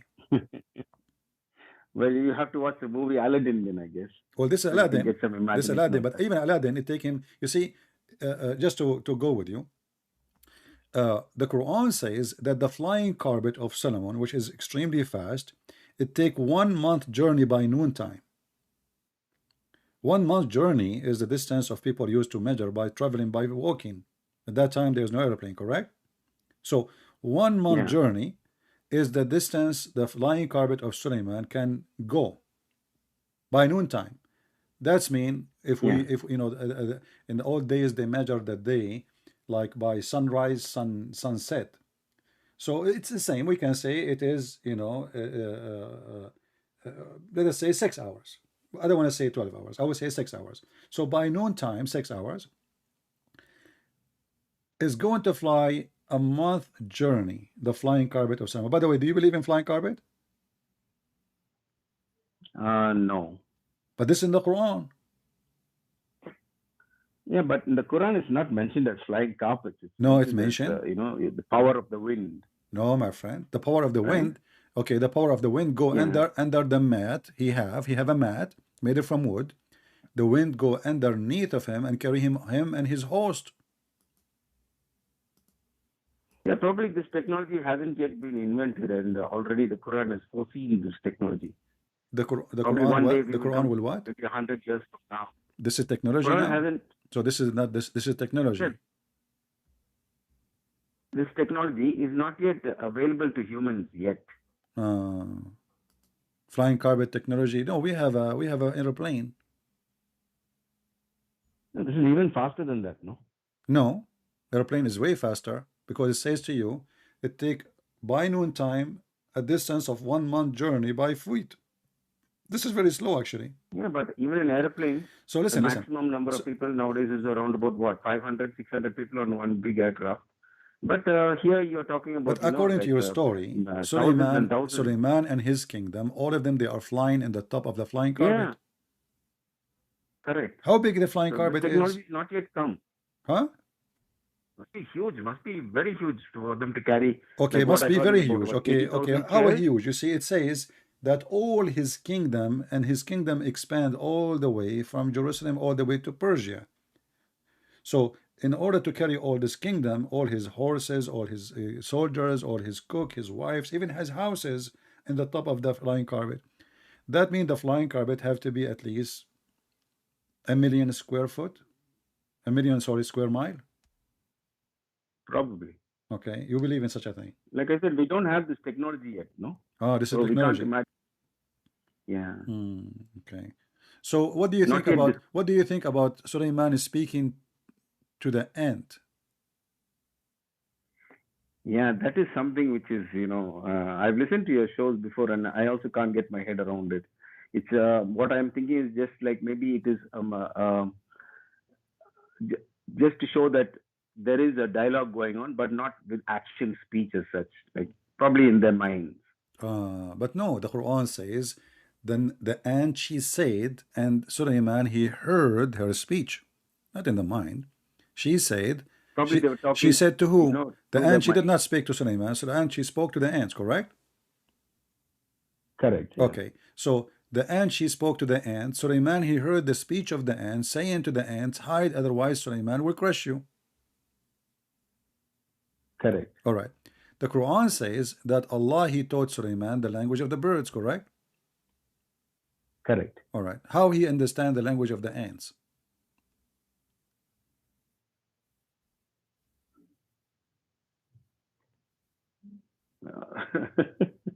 I don't have an answer for that, honestly. You don't have an answer, or this is laughable and just why you laughed? You laughed. I heard you. No, not that. No, You go laughed. You into the laughed, minute. my friend. You laughed. Why I you did laugh. Is it laughable? Laughing Let at us be how honest. Abdul Mumin, I like you. You are a nice person. You did laugh for a reason. What is the reason? The reason is it's funny. That's why. It's funny. So it's The stupid. way- It's stupid when you say funny. No, the way you pinpoint on the details is funny. Well, my friend, I am a person who read carefully. I'm not an average person who read and let things go. So when somebody says to me, especially he's speaking, claiming that he's coming from God, then I have to think carefully about what he is saying, take it seriously, and if it is stupid, then it's stupid. So you laugh because obviously it's stupid, correct? Not necessarily, because So, you know. okay, so the give thing me is, the, see, give when me the we reason. try- You said to me it's funny. I'm just going by your words. Okay, the reason why I laughed in reality is because when I raised this with my sheikh in the mosque here, he told me that he only said these are all unseen things. And when How I those heard are what unseen? How you those said are just unseen? If the ant is something we see, now you Muslims, anything we say to you, it's unseen. It's an ant. Now the ant is invisible now. It's an ant. now, and not the ant as such, but the dialogue. Now, I asked this very question also to Well, my him, but friend, he your couldn't dialogue answer. and my dialogue now is unseen. Is that an excuse? Can you see my dialogue now? Can you see my words? No. So what does that mean? I mean, this is my friend Abdul Mumin. You are a smart person. You are adult. You are mature. You are not a kid. I don't wanna be rude to you and sound like I'm insulting you. I want you to think with me. This has nothing to do with unseen, the excuse of unseen. We believe in the unseen. What does that mean? This is just a way to hide behind a rock to say, oh, the wolf is not coming, the truth is not there, the sun is not there, the storm is not coming. You're hiding. So the unseen is an excuse. How in the world Allah He taught Sulaiman the language of the birds, yet Sulaiman he understand the ant, and ants don't talk. See, all creatures, they communicate. This is true. We can say this is talking, but this is not really talking, because the Quran says the ant she said. She said. Arabic is so clear. It's something she said. قالت نملة. So when the namla she spoke, or the ant spoke, he heard her speech. The Quran says he heard her speech. But ants don't talk. They are mute. They are deaf. They are mute and deaf. They communicate only by one of two ways, either chemical or by vibration. They knock at the body of each other. They don't hear, they feel the knock. So they vibrate or they do chemical. None of those is one of the feature of Solomon. As you see, he taught him, Allah, the language of the birds.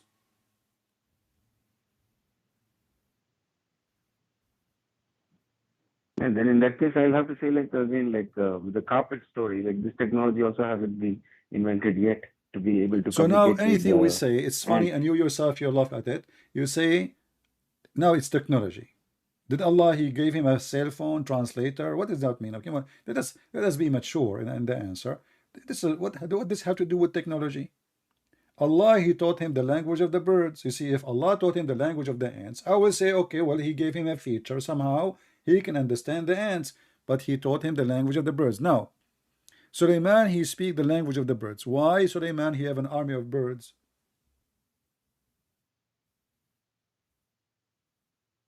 probably this is metamorphical for like like aircrafts and animals. You are making like, things up now. flying. You see, you're trying to avoid it. It says Yeah, he have because a I don't host. have answers to give No, you. my friend, read with me carefully. have- It says, read carefully. And there we gathered before Sulaiman. So it's a location. We gathered them before Sulaiman, his host, his army of jinns and men and birds. Why jinn are shaitan? Why shaitan is in the army of Sulaiman?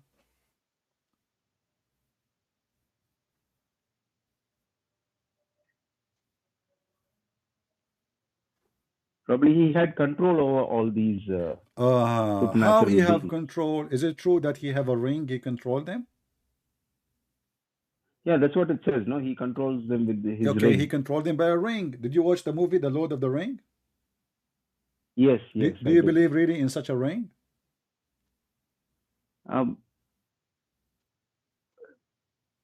We have to believe whatever is given in the Quran. We have to believe. We have Oh, no so you choice. believe now there's It is. We have Suleiman, to he is believe the it. Lord of the Ring, and he control all genies, mankind, birds by the ring.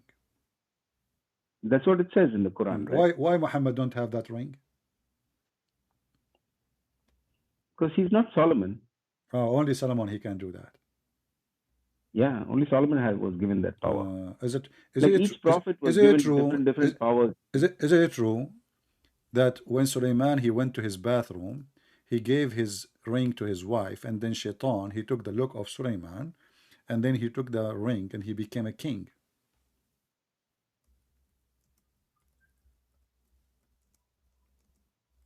Oh yeah, that one. Yeah, that is. I'm not. I vaguely remember that story about the Satan taking his ring and trying to appear like Solomon. So now what we learn from And then this, that Solomon. anyone wear the ring will become the king. Is that correct? Yeah, they possess the power of the ring. Okay. So now that's mean the ring is a magical ring. Whoever wear it, he got the power. So the power is in the ring itself, correct? Correct. The power is in the ring. Okay. So who is the one who made the magical ring, which if you wear it, you control the whole world? Yeah, that doesn't mention that. That doesn't mention in the Quran who and how he got the ring. No, it mentioned that Allah he is the one who gave him the power. Correct? The ring? No, he gave him the power. Allah he gave him the power. But regarding the ring, it doesn't mention, right? Yeah, but Allah he gave him the power, correct? Yeah, of course. Everything is from Allah. Allah he gave him. Allah he ring gave him the power, and how he gave him the power? By giving him a ring. Okay, yeah. If you put it like that, yes. Logically speaking. But yes. do you think there is a wrong in the design?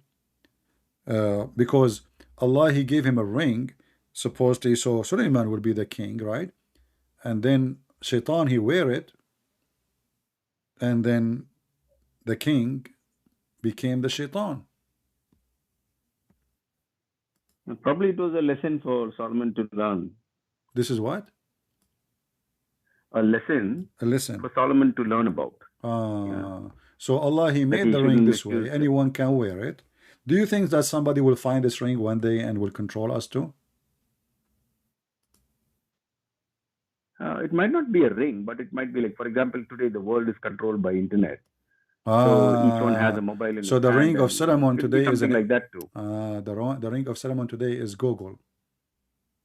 It can be like a power of media nowadays. You see, but the ring is made by Allah. Is the internet made by Allah? Everything is from Allah's wisdom. Everything from Allah. I just came from the bathroom, you know.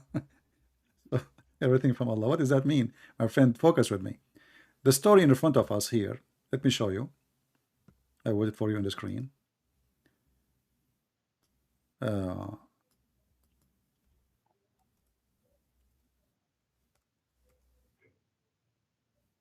Let us see. Suleiman ring.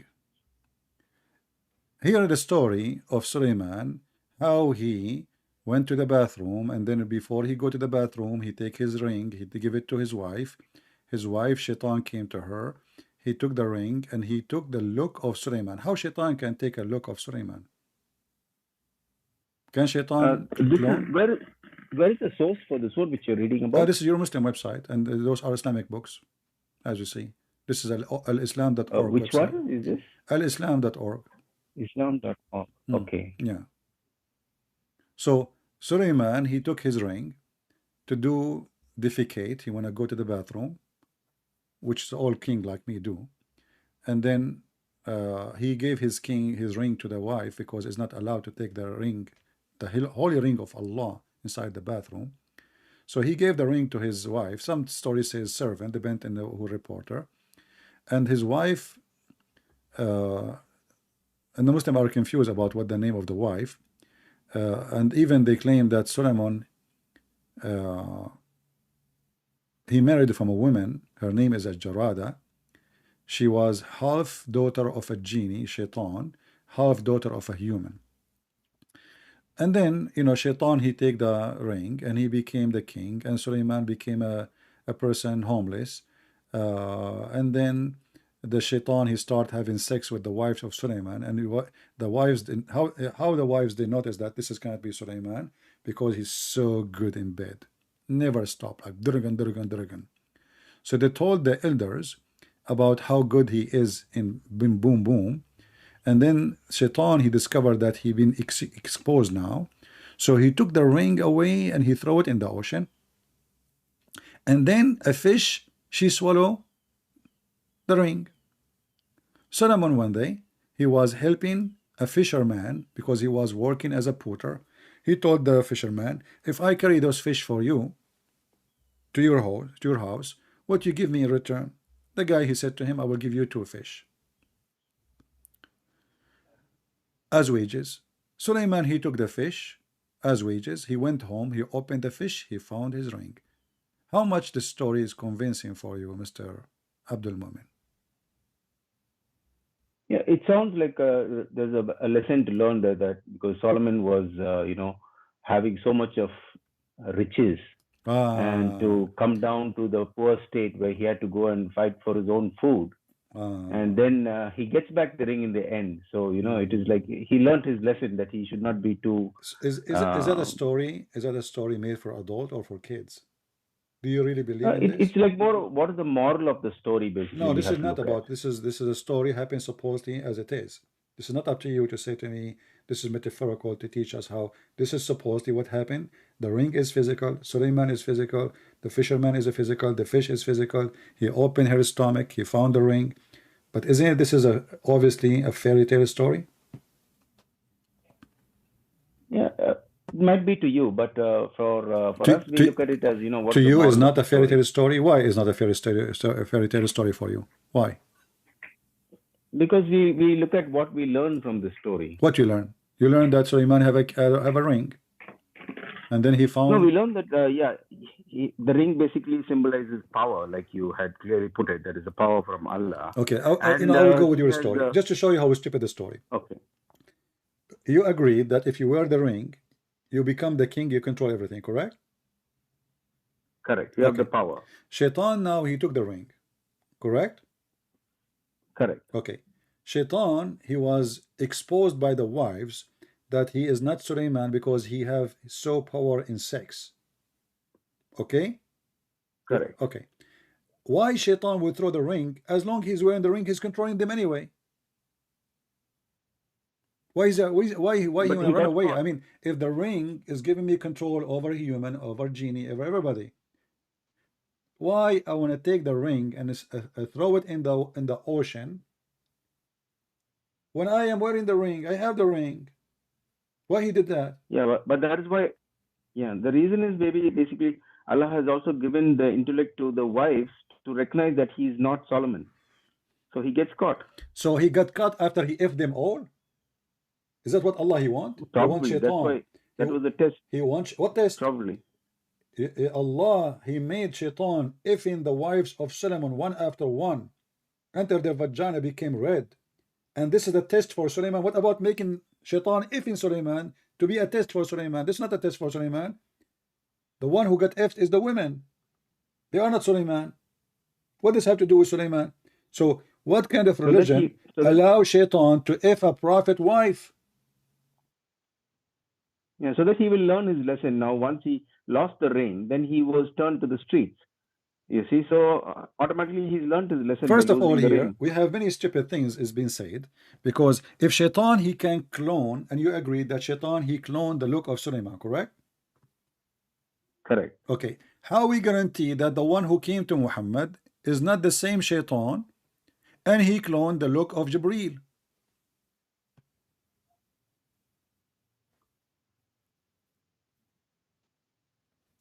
Whoa.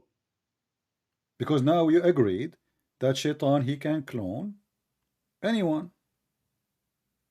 Correct. Okay. So what is the guarantee that the one who was coming to Muhammad is not the same Shaitan who have good skills in cloning, and he claimed to be Jibreel? You have a point there. Not only that, more about I have a surprise for you.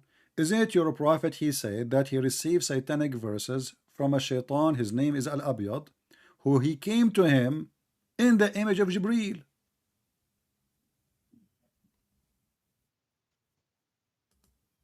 Which verse is that? Well, the Quran speak about satanic verses. If you remember the author who Muslim they tried to kill him, Salman Rushdie. Yeah, chapter 53, right? Satanic chapter verses, 53, yes. verse Okay, satanic 19, verses. 20. If you read the story, the excuse is that Shaitan, he came in the look of Jibreel. He gave Muhammad satanic verses. And the Shaitan, his name is Abyad. So now it's confirmed that Muhammad, he was receiving Quran from a cloning or cloned angel, yet he is a Shaitan.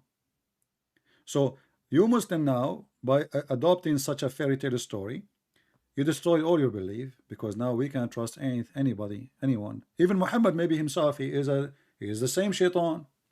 Because if Shaitan can clone Suleiman, he can clone Muhammad. Correct? Yeah, that's what the Solomon story tells us. Okay. So how we can guarantee that Muhammad himself is not the Shaitan? No, because Shaitan did that. He didn't clone anybody. He just threw the message. No, Muhammad, from no, prophet's tongue. no, no. Muhammad, he said, Shaitan, explanation of this verse, Shaitan, his name is Abyad. He came to me in the image of Jibreel, and he gave me those verses.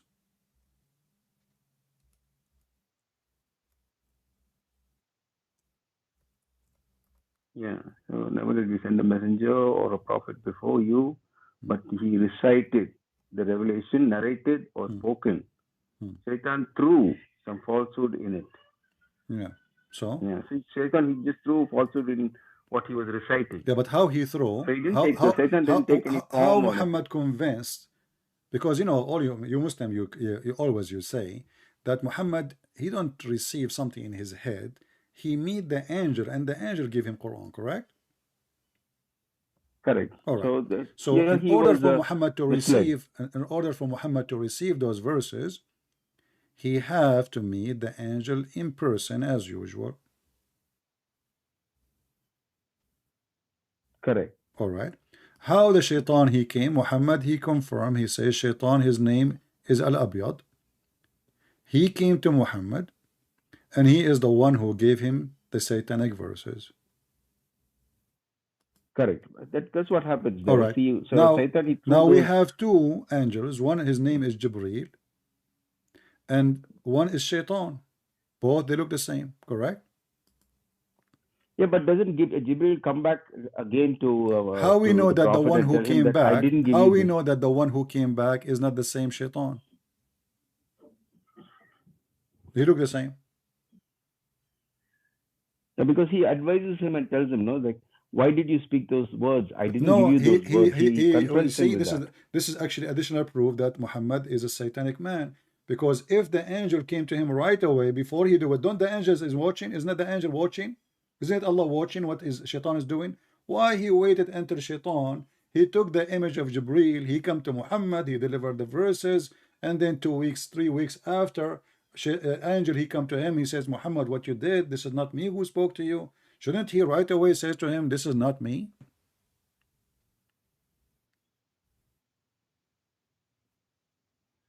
Probably it's Allah's test for us. So Allah, he tests you by sending Allah, he tests you by making Muhammad receiving Quran from Shaitan. And he sends Gabriel after that to abolish that also, right? He sent what? He sends Gabriel. How you know it's Jibreel? Now we cannot trust Jibreel, because now Jibreel, it can be the same Shaitan. Maybe the shaitan killed Jibreel. We don't know. Maybe Jibreel now is in jail. Maybe shaitan, he trapped him somewhere. So where was Jibreel when shaitan came to Muhammad and he took his look?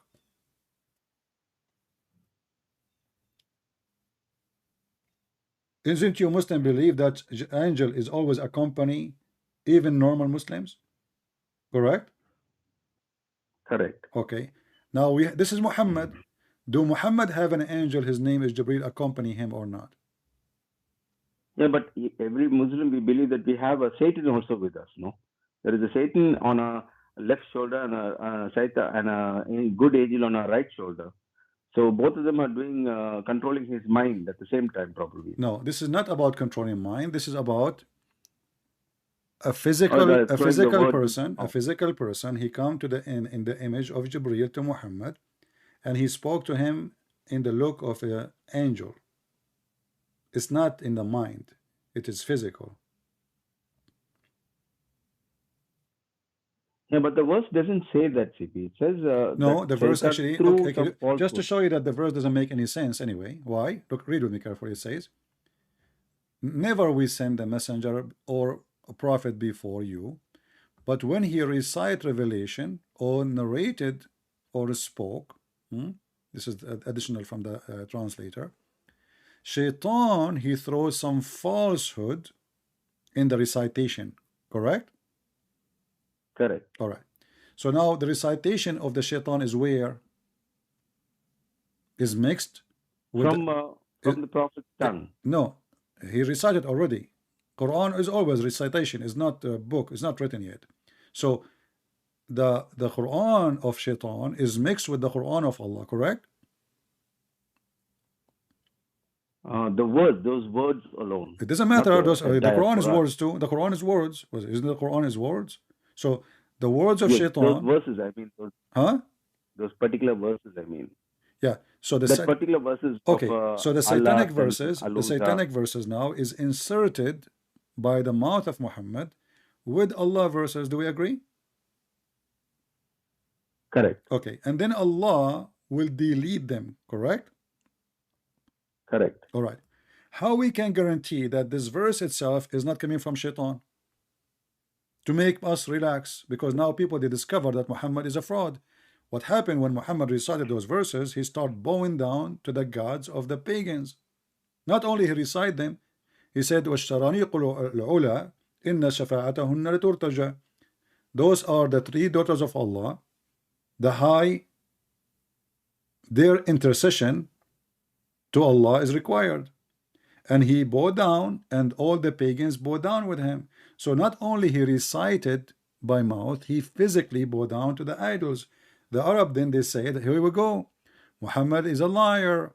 He claimed he will not pray to anyone except his God Allah. Now he is praying to Allah, our God, and his daughters. Muhammad, after that, he noticed many people, they start leaving Islam because he was exposed. So now he made a verse saying that Allah told me that the one who gave me this is shaitan. It's not me. I was a victim. He came to me in the look of a shaitan. His name is Al-Abyad. And now, how we can guarantee that this verse itself is not made by the same shaitan to make us relax? Because look what the verse is saying. Not a single prophet before you, but shaitan, he gave him false revelation. Name one for me. Shaitan gave him false revelation.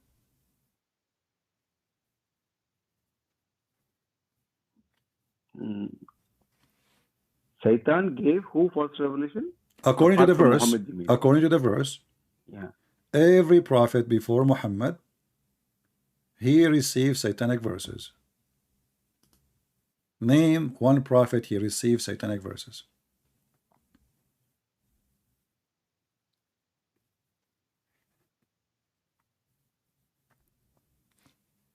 Probably it must be who was that guy?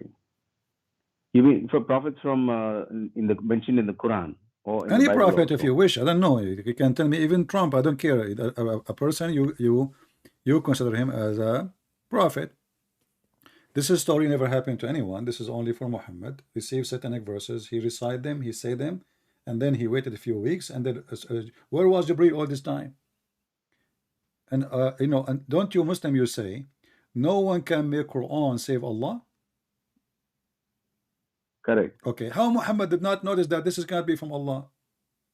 If the Quran is So this is something what unique, if the Quran is according to the false claim of the Muslims, it is unique, amazing, so beautiful, and nobody can write like it. Isn't it the Quran says that he challenged the human and the genie, and Shaitan is a genie, as you know, to make Quran like this, but they cannot?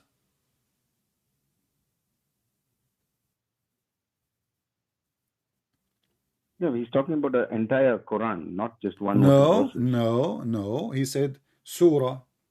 We do not know how big what Muhammad he will receive. This is the Muslim stories.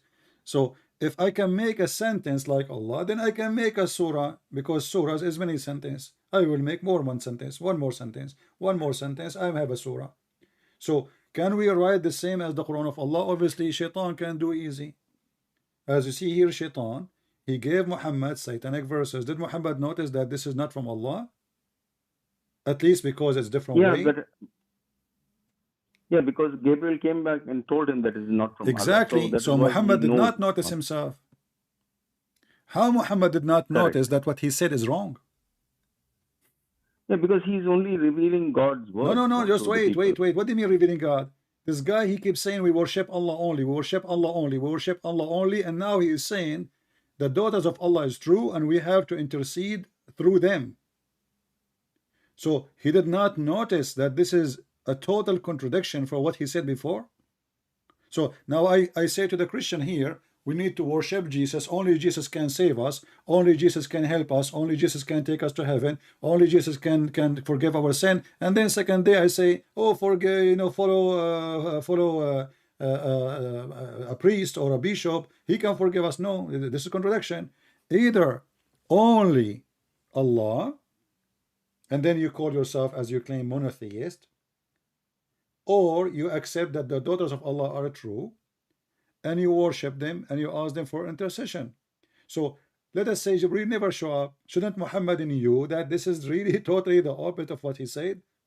If I say something to you, like sometime we speak, you know, like because we are focusing on something, and then maybe I will mention the wrong name. I will say, I want to say Prophet Isaiah, I say Prophet, let us say, you know, I say Elijah, you know, by mistake. This can be acceptable. But here we are talking about destroying all the belief, all the practice, turning 180 degree and worshipping the three daughters of Allah. And then I did not notice until Jibreel come to me and say, this is not right. Where was the mind of Muhammad? Was he monotheist all the time or sometime? Yeah, but worshipping is not mentioned in the Quran, isn't it? It's just only mentioned that he threw some falsehood, but it doesn't mention. Okay, hold on. No, it's mentioned in the interpretation. If you go in the interpretation, it says that he recite. The Muslim, they have even the verses which is given by the Quran. What Muhammad said exactly, they have it. The Muslim, they have it. He said the intercession of the daughters of Allah, Sharaniq al-Ula. So when the Quran, when Muhammad he mentioned that, the Arab they copy it, the Muslim they copy it, and then it's spread all over. And then this is why Muhammad later he found himself, he got busted. So he decided to fix it. He was trying to be hypocrite with the Arab, make them follow him just to accept him. But when he thought no believers are there and nobody will know what he just did. But when the news is spread, Muhammad, he decided to say, oh, this is Shaitan, he gave it to me, don't blame me, Allah will take it off. But how come Muhammad did not notice that Shaitan, he gave him such a thing? No, it's probably that means that Satan must have come in the form of Muhammad and done all this. Okay, so now what we, in conclusion, Shaitan, he come in the form of angel Jibreel. He spoke to Muhammad, gave him satanic verses. Muhammad, he take them blindly, even though he is worshipping three daughters of Allah. Muhammad, he go home, still he did not notice what he did. Muhammad, he stayed there for a week, 2 weeks, 3 weeks. And then angel Jibreel sent by Allah to tell Muhammad, this is not right. So all this time, the believer, disbelievers, they believe in Muhammad gods, which is the three daughters of Allah. And Muhammad himself did not notice that this is from Shaitan. Did not notice. You're correct. Same like the Christians, you know, for 600 years, you are worshipping a God, which is man.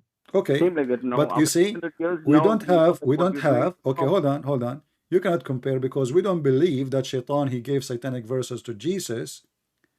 And even your Quran, 600 years after, confirm our book, says this is a true book. So if we believe in a man and the Quran confirm that the book between our hand is a true book, is that correct? Yeah, but which book are you talking about? It says the one is with us. Book, the one is with book? Us. The one is with us. You yeah, said which book? You said you said for you you said a second ago, for 600 years, you Christian worship a man, correct? Correct. So you are counting the 600 years of until Muhammad came, correct? Correct. But when Muhammad came, he confirmed the book with us. Chapter 2, verse number 89. When there come to them, to the Jews and to the Christians, the book of the Quran, confirming what is with them, the Torah and the Injil. Confirming it, not denying it. What is with them? Do you see it? Yeah, I see this. Okay, so the Quran, 600 years, actually the translation is false. In Arabic it says musaddiqun lima ma'ahum, which means believing in what is with them, not just confirming. There's a huge difference between confirming and believing. So Muhammad is coming as a believer in the Torah, believer in the Injil, which is with us, not with him. Correct. So how that can be corrupt? And this is the book after Jesus, 600 years after, the Christian believed that Jesus is God. The Quran confirming the book is with us. But the Quran says that Jesus was taken up to heaven directly. That is a contradiction. He was not killed. That doesn't matter. Okay, Jesus, we believe that Jesus is in heaven anyway. So, where is Muhammad now? Muhammad is waiting to be resurrected. Okay, so he's dead. It's not dead as such. It's like he's dead. You just said he is waiting to be resurrected. What does that mean? He is waiting to be resurrected. That's mean he is dead, correct? No, he's in a state of sleep, you can say. Like. Oh, so now dead is asleep now? Yeah, because time doesn't matter for that. When one person dies, then time doesn't matter anymore for them. So when they wake up, so when I die, I will be I will be sleeping too. Yes, you will sleep till the day of resurrection. You will sleep, and once the resurrection comes, it will be like you died yesterday, even though you slept for maybe 1,000. Okay, listen. I have a very simple question for you. Your prophet in the hadith, he said that when you pray every Friday, for your prayer will be supplicated to me. Why the prayer of the Muslim will be supplicated to Muhammad? Is he God? No, it's not like that. It's like how you have the same thing in the saints in the Bible. You supplicate your prayers to the saints and they take it to God, no, like that. Well, but no. First of all, we do not need. We ask the saint to pray for us. We are not. No. Listen. Yeah. No. You see, and me myself, I never do that because I pray to the Jesus right away. Why I want to ask the saint to pray for me? But I ask here the brothers, sisters, all the time. Pray for me. Pray for this person. This is because we are brothers and sisters and families. We are asking each other to pray for each other. We believe in the power of the prayer. But we don't supplement our prayer to saint. We pray to God. Now here, all the prayer of the Muslim will be submitted to Muhammad, but yet he's dead. Yeah, that's the same thing which is happening in Christianity also. No. You supplicate, you pray to Saint Anthony. Do you submit your prayer to Allah or to Muhammad as a Muslim? We submit our prayer to Allah. Okay, the hadith says all your prayer, not a blessing. The Muslim, they falsely translates the word prayer as a blessing. Submitted to me. Then the Muslim, they say to him, the companion, but you will be dead and your body will decay. He said that we, the Prophet, our bodies don't decay. Yeah, because they go into a sleep, you know. But I don't know why they're using the word body here. But so why Ibn Abbas, he said, bury your friend, meaning Muhammad, because his body stink. He said, يَأْسَنُ كَمَا يَأْسَنُ الْبَشَرِ.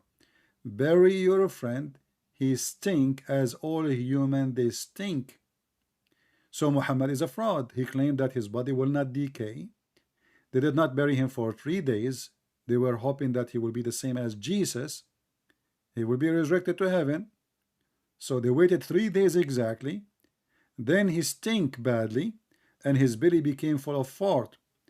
Ibn Abbas says, he said, قَدْ رَبَى بَطْنَهُ وَنَثَنَتْ خُنْصُرَاهُ.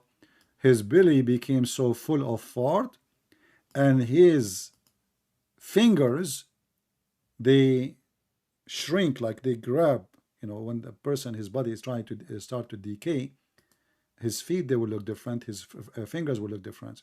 So when Ibn Abbas, he said that this is what's happening to Muhammad, isn't it this is a proof that Muhammad is a false prophet who he claimed that his body will not decay? no, probably they understood it wrong, because from what you see, it actually. What do you mean I understood it wrong? It says that his belly became big from fart, from gas. When you die, there's some food in your stomach always, no matter how maybe you just went to the bathroom, still there's some food still left. So when you die, that food will be digested by the bacteria, and then you will have gas, and because now you are not alive, the gas will not go out. Normally people fart. So what happened? Your belly will become bigger and bigger and bigger and bigger, and then when there's no more space for gas, naturally the body will push, because there is no more space, will be pushed out of the gas will find a release through the anus and will go out. So this is what happened to your prophet. But your prophet, he said that he will not, his body will not decay.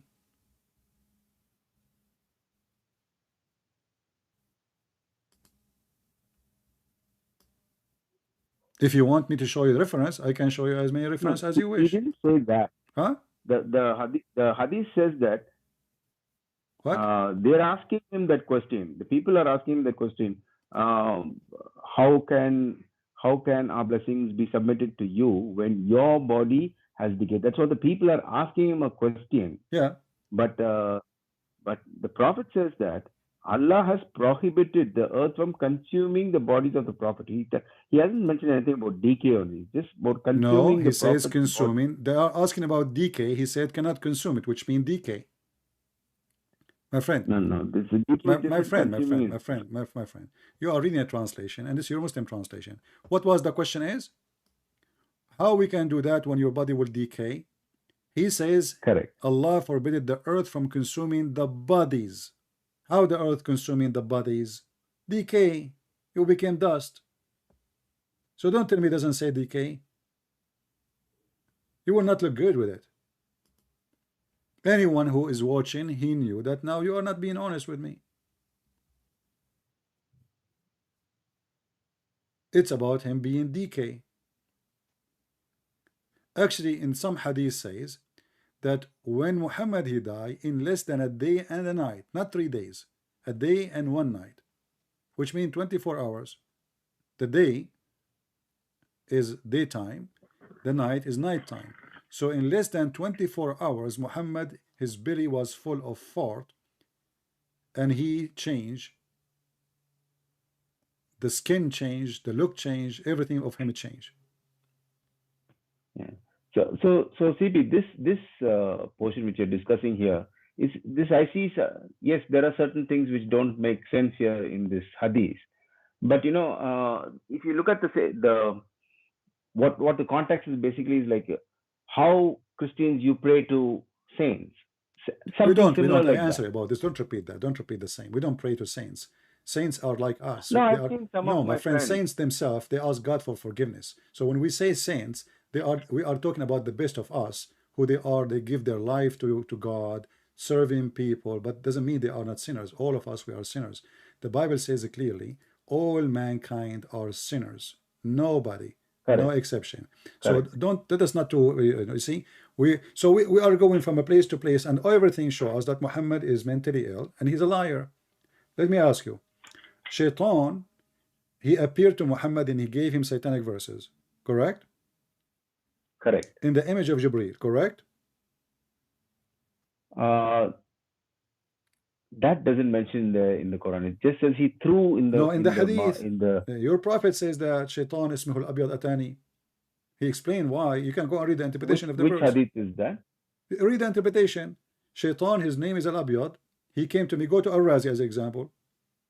If we go to Al-Razi right now, we will see the interpretation says that Shaitan, his name is al-abyad. He came to me and in the image of Jibreel. Do you want me to show you reference? Yes, please. All right. Let me find it.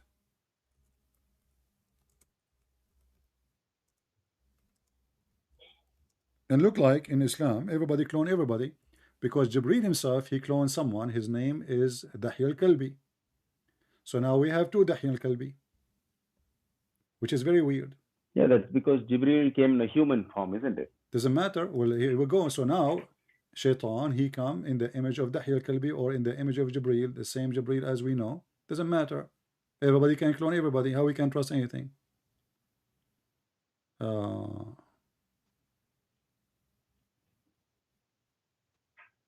Let us see.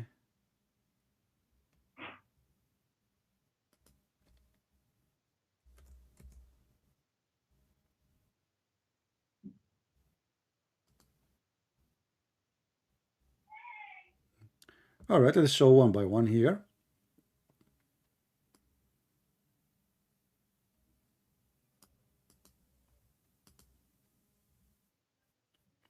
This is, I'm going to show you now the official government of the Kingdom of Saudi Arabia website. I think I cannot be better than this, right? This is official government of Saudi Arabia. This is the chapter of Al-Hajj, verse number 52, and this is Tafsir Al-Qurtubi. And you are a Muslim Sunni, correct? Correct. All right, so Muslim Sunni, all of them, they accept Al-Qurtubi, highly respected, big name scholar for the Muslims. Here it says, let us go down. I don't know how much you know Arabic, but you can, I will give you the page. You can use Google translation. And Ibn Abbas, he said, إن شيطانا يقال له الأبيض كان قد أتى رسول الله صلى الله عليه وسلم في سورة جبريل عليه السلام وألقى في قراءة النبي صلى الله عليه وسلم تلك الغرانيق العلا إن شفاعتهن لترتجى. Let us use Google translation. All right, and this is how you can find it. Yeah. You go almost to the middle of the page or at the end. You can search maybe for when you use Google translation. Let me post the link for everybody. I will post it in the chat so everybody can open with me and use Google translation from your side. Open the page. Hold on. Open the page in Google browser if you want to use Google translation, because Google translation work only in Google browser. Be careful. So now we will use Google. Click in front of your eyes. You see my screen, right? Yes. Okay. Translate to English. Here we go.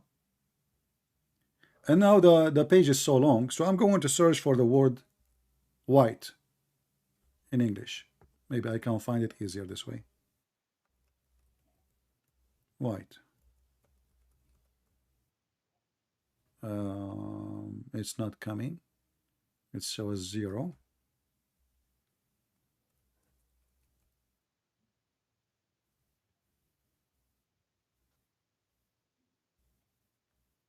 Here it says Shaitan, he throw in etc. But let us go down, see if we can find it.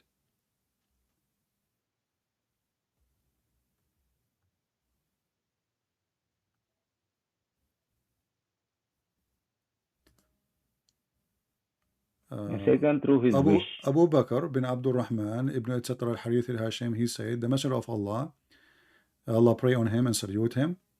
When he said when the star it fall, when he reached to, do you see Allat and Al-Uzza and Manat and the other third? He said their intercession is hoped for. So he's worshipping the three of Allah. So the polytheist met, they like that. And those who have their heart disease, they like it. So now Allah is blaming you for believing in the Quran. And then Allah sent the angel Jibreel, and he told him this is from Shaitan. But let's go down where it says that Shaitan, he took the image of Jibreel.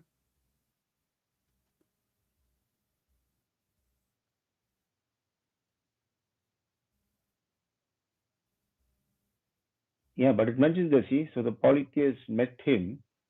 Yeah, all they are worshipping now the same God, because the polytheist, my friend, your prophet is a polytheist. You Muslim are polytheist. You never worship one God anyway, and I can prove it. But let's finish this one first. So as you see, your prophet, he mentioned the three letters of Allah, and he said their intercession is a must, and he bowed down, and they bowed down with him. But what make it more horrible, where it says that Shaitan, let us see if we can find it. The problem, it's appearing here in 331 time.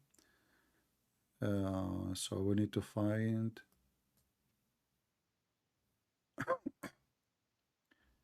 let us see.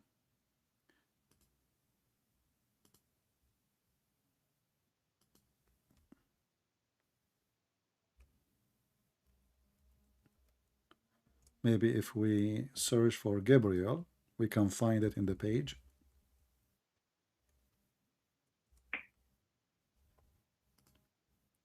Let us do that. Because the word Shaitan appeared 31 times. We want to find the part where Shaitan. Okay, here we go. So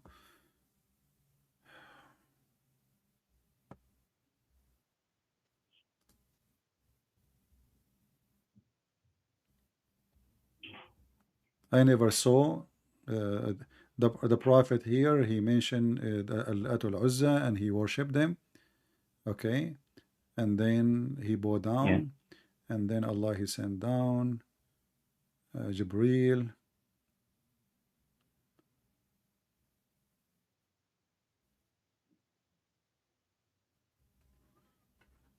Okay, until now I'm unable to find where in the English translation. Let us use the word image, maybe that will help. Image.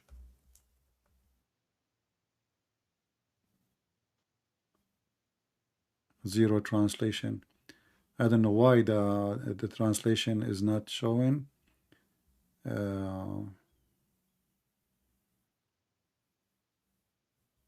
I search for the word image, it shows only. Let us see, type word picture. Maybe Shaitan sitting on your mouth. Maybe in your nose, because Shaitan, according to your prophet, he sleep in your nose. He sleep in your nose. He piss in your ears, which makes sense. But no, actually, we can do this either way. And you know, like I'm showing official website, and this is live. If I'm lying, people will laugh at me, correct? So here, correct. If we go here, I can do this actually. I will go here, and I will copy without translation the whole page, because the whole page is so long.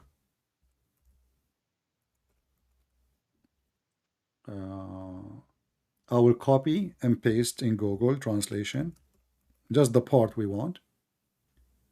Correct. All right. Let us open Google Translation. Google Translation.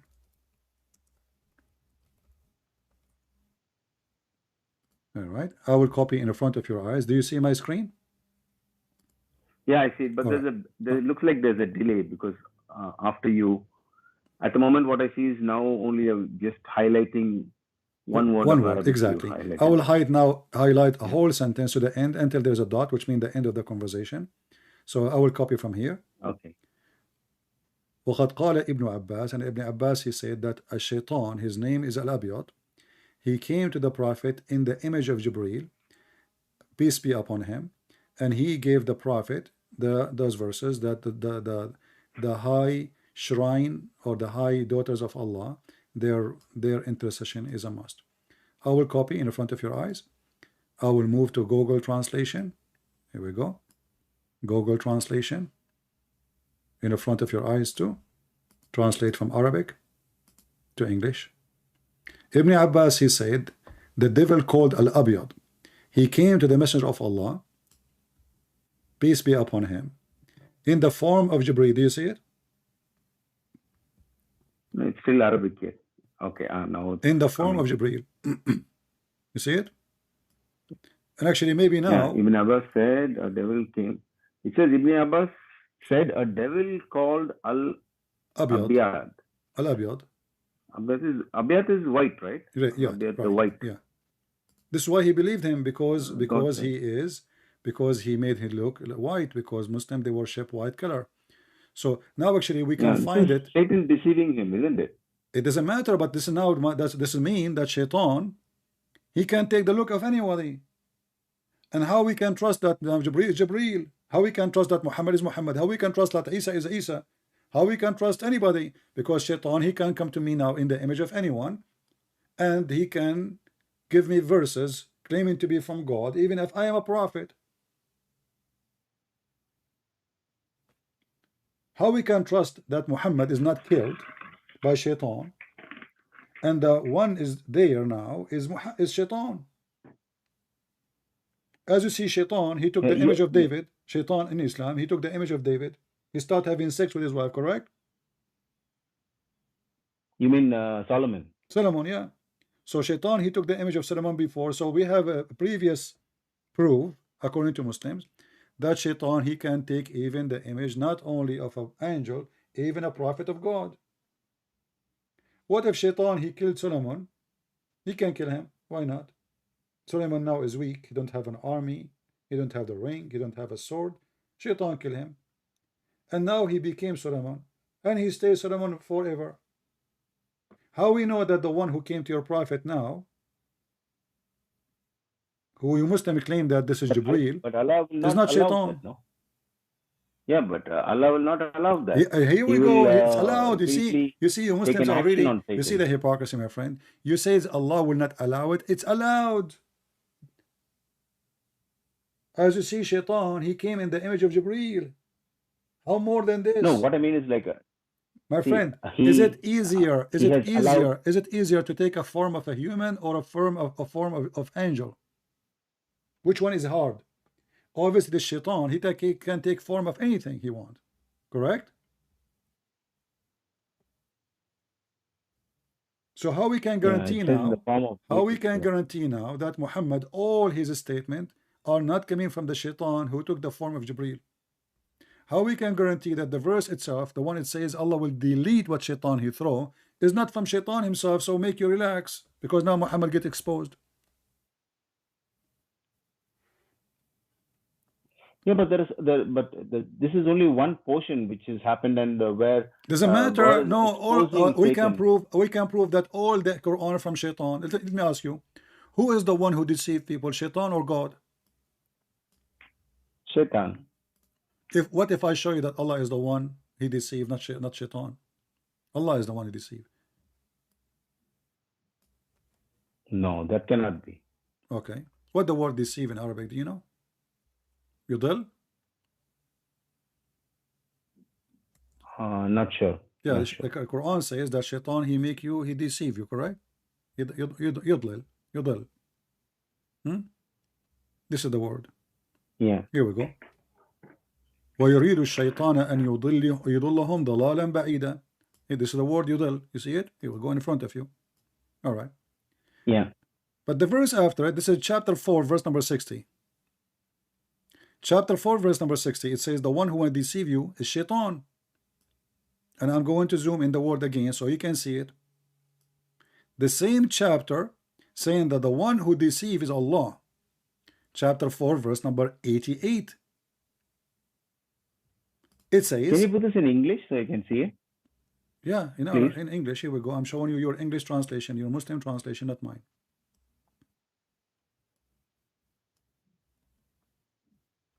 Allah, he said to Muhammad, are you going to try to guide the hypocrite?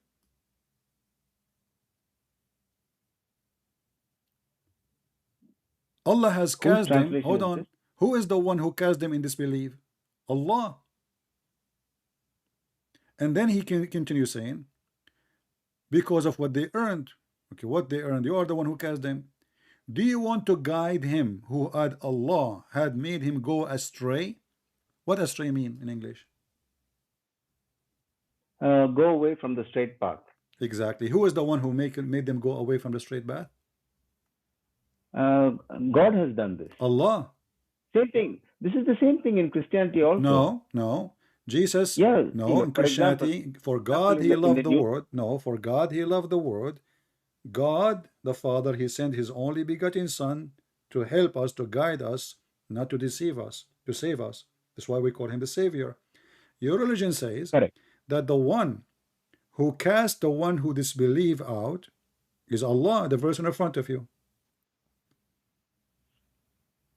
Yeah, but in the gospel also, in the book of I think one of the My friend, you do not epistles of know your Paul, religion. How you want to teach me mentioned my clearly. how you want to teach me my book? Do you know your book? Here we go. You are in disability. No, I'm talking about No, similar, I'm telling you, something we don't similar have any I'm talking Christianity. about. No, we don't have such a thing. God is our Father. That's why we pray for him. We call him our Father in heaven. Why? Because he loves us. He's not the one who deceives us. So here, who is the one who made somebody disbelieve? I ask you, who is the one who make people disbelieve? You said Shaitan. Correct? You agreed.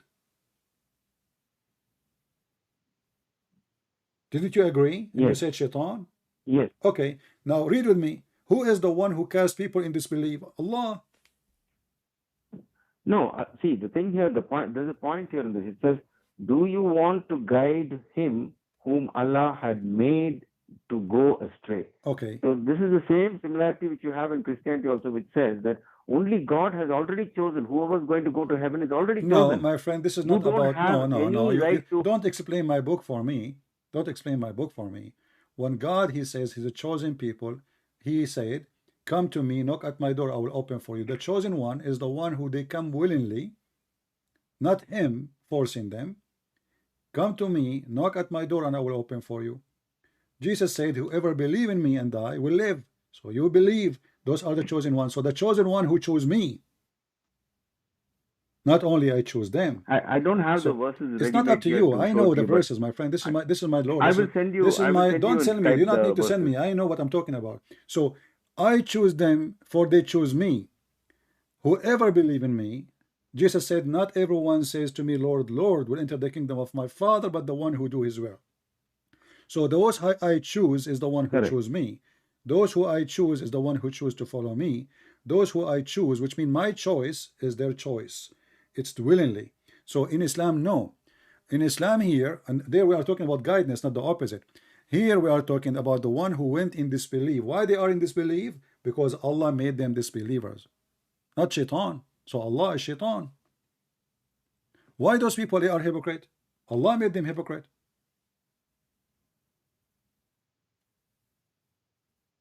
Why people lie? Because Allah made them lie. When you do fornication, is that a choice you do, or Allah forced you to do fornication? It's a choice you make. I'm asking you, when you do fornication, if somebody, I'm not trying to insult you, but I'm just conversation. If a human being do fornicate, do he choose to do fornication, or Allah force him to fornicate? No, it's the sin in a man who forces him to do it. It is Satan. It's not God. It is Satan, not God. Are you sure? No, everybody has that sinful nature in them. So No. This is not the question. I want to let's make it simple. Who is the one who tried to make you fornicate? Is it Allah or Shaitan? Neither. Neither. It's not Allah. It's not Satan. Yeah, neither. It's the sinful nature of a human being which makes you do that. But isn't it sin from Shaitan? Sin is from Satan, of course. Okay, is fornication sin in Islam? Yes, of course it is sin. Okay, so fornication is from Shaitan then, correct? Fornication is from Satan, yes. All right. But your prophet says no, it's from Allah. And read with me. He does? Your prophet says it is from Allah. Here we go, and this is Sahih Hadith. Yeah, but our Prophet also told the people Don't not tell to me write also, down a anything. second ago you said to me it's from Shaitan and you agreed, and now this Hadith says, read carefully, read, I'm listening. Yeah, you know, Sayyid, I have raised this in my mosque Can with you read, my my friend? My friend, sheikh just here, read and from he it. told me. My friend, don't tell me what, read it first and tell me what Sheikh told you. Go ahead. Yeah, I know this one. I have raised this one with the sheikh, and what they told So me why was you don't like, want to tell, why you don't these want to are read it? all. Why you don't want to read it? Does it say? Okay, really, Allah has Okay. fixed the very portion of adultery which a man will indulge in, and which he of necessity must commit. The adultery of the eye is a lustful look, and the adultery of the tongue is a licentious speech. The heart desires and earns, which the part may not be put into effect. All right. Now tell me what your Sheikh said about it. Go ahead.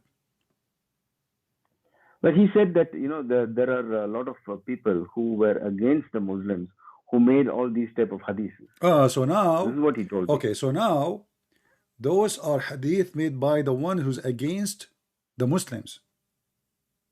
Yes, well, mainly he said. But who is the one who wrote the book? It's Sahih Muslim. The guy, his name is Muslim. He is the most highest scholar in Islam for hadith. This is very authentic hadith. And now you Muslim claiming that this hadith is written by the enemy of Allah, written by a Christian prince. Yeah, no, not you, but this no, me. I am enemy of Allah. Allah is shaitan for me. I am his enemy. I announce it. I don't hide it. I'm not a coward. So you are saying to me that this is not what your prophet said. The sheikh, he told you that this is written by the enemy of Allah. So you Muslims are the enemy of Allah, because you said to me you are a Muslim Sunni. Every Muslim Sunni. No, not all the hadiths. All these hadiths which are going against the My Prophet. friend, this is Sahih Muslim. These are all okay, like, okay. The Quran written by who?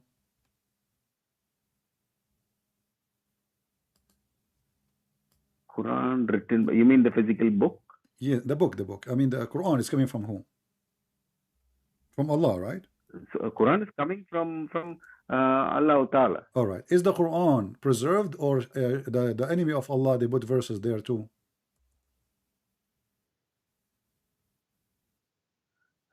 When you say Quran is preserved, what you mean the book, or you mean the Quran? The Quran, the whole.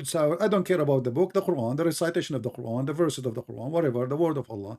Is it preserved or not? Yeah, the word of Allah is eternal. That okay. Nobody can. Does the Quran says is sin is a bad thing or a good thing?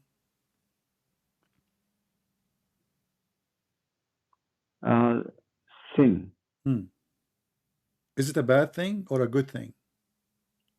No, sin is a bad thing in any religion. And is in bad Muslim things, also, sin is a bad thing. A bad things happen to you as a destiny from Allah or destiny from Shaitan? No, bad things. No, I'm getting confused here. Sorry. Let me just make this clear. Okay, bad things is bad things as a destiny from Allah or destiny from Shaitan? Yeah, but you're talking about the bad things which I do, or the bad things which happen to me? Doesn't matter. Anything happen to you or you do, because bad things you do to others are bad things happen to others too.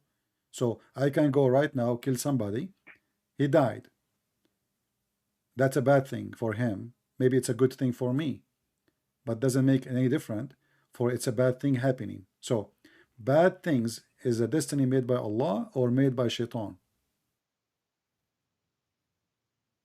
Bad things is a destiny made by Shaitan. So why the Quran says bad things is from Allah? It does?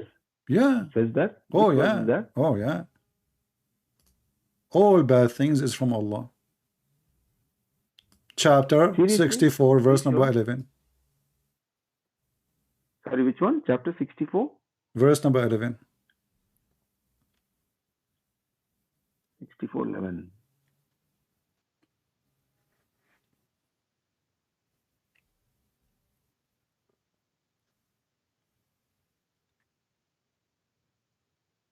No calamity befalls but with the leave of Allah, and whoever so believes in Allah, He guides his heart. And the decision of qadar. Qadar means destiny.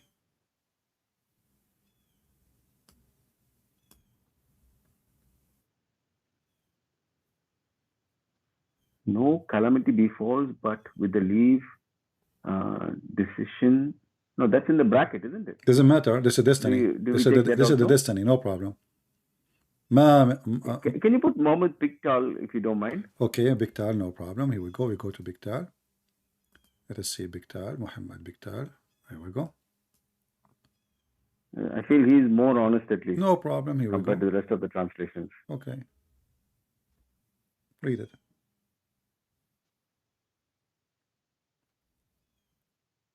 It's still the same. It didn't change yet. Okay, it's changing now. Piktal. Yeah. No calamity befalleth save by Allah's leave. Yeah. So they're talking about a calamity here. They're not talking about sin, is it? You know, all those are bad. The bad things. But calamity here is musibah. Yeah, any bad thing. Any Yeah, I calamity asked you. Do you befalls, remember? but I asked by you, Allah's leave. is sin is bad thing? You said yes. Yeah, but this is calamity is different from sin. Okay, Sin you is see, basically you when a you person wanna does something, okay, right? you wanna say I don't know, I don't know how honest you are, but I will go with you. When somebody, I just showed you, the Prophet says when you do fornicate, Allah He made decision for you to fornicate. When Adam he commits sin, did he choose to commit sin against Allah, or it was Allah destiny, which is calamity?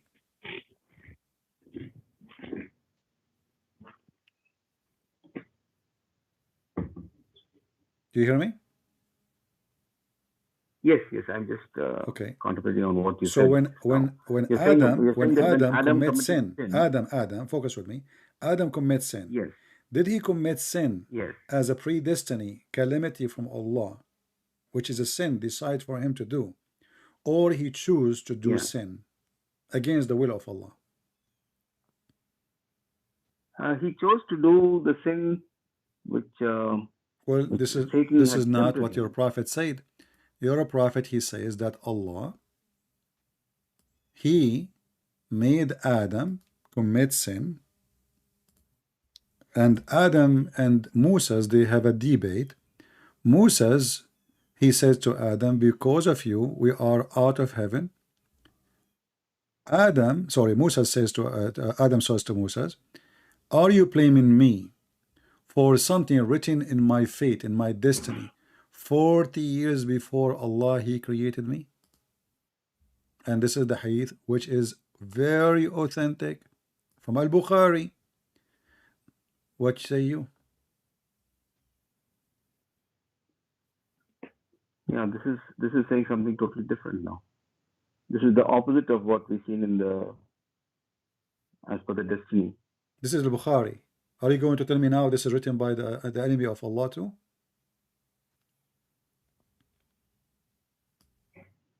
So Moses and Adam are arguing here, and Moses is telling Adam that you are the father who disappointed us and turned us out of paradise.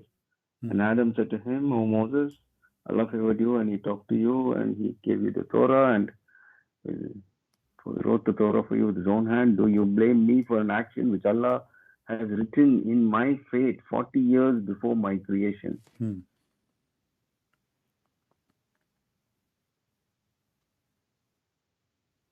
So you mean to say that Allah has already decided this, that Adam will commit sin? Yeah, this is what destiny. You don't do sin. It's Allah decision. All the sin we do according to Islam, it's a predestiny, and we have to do the predestiny. And this is, as you see, Al-Bukhari. Are you going to say now this is written by the enemy of Allah too?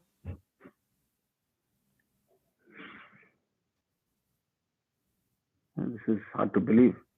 It's hard to believe. It's stupid, How can actually. that be? How can It's stupid because how simply, can it be like this? if this is true, then why Allah he want to kick Adam from heaven, and why we are out of heaven, and why we will punish to go to hell, if all our sin it was a predestiny anyway? There's a video But why does the of Prophet Mufti repeat Mink. that three times? Listen. Did you watch the video of Mufti Mink? Mufti Ming. About destiny. Regarding? About destiny. You can search it and watch it. He said. Oh yeah, I've seen that one. Okay, yeah. so a guy who is a thief, he been taken to the caliphate, and Correct. the caliphate, he says, today I'm going to punish you for what you did. So the thief, he says, Yes. why you want to punish me for something predestined for me to do? What's my fault? The caliphate, and Muslim, he says, by the way, this is a good argument, which means he agree with it.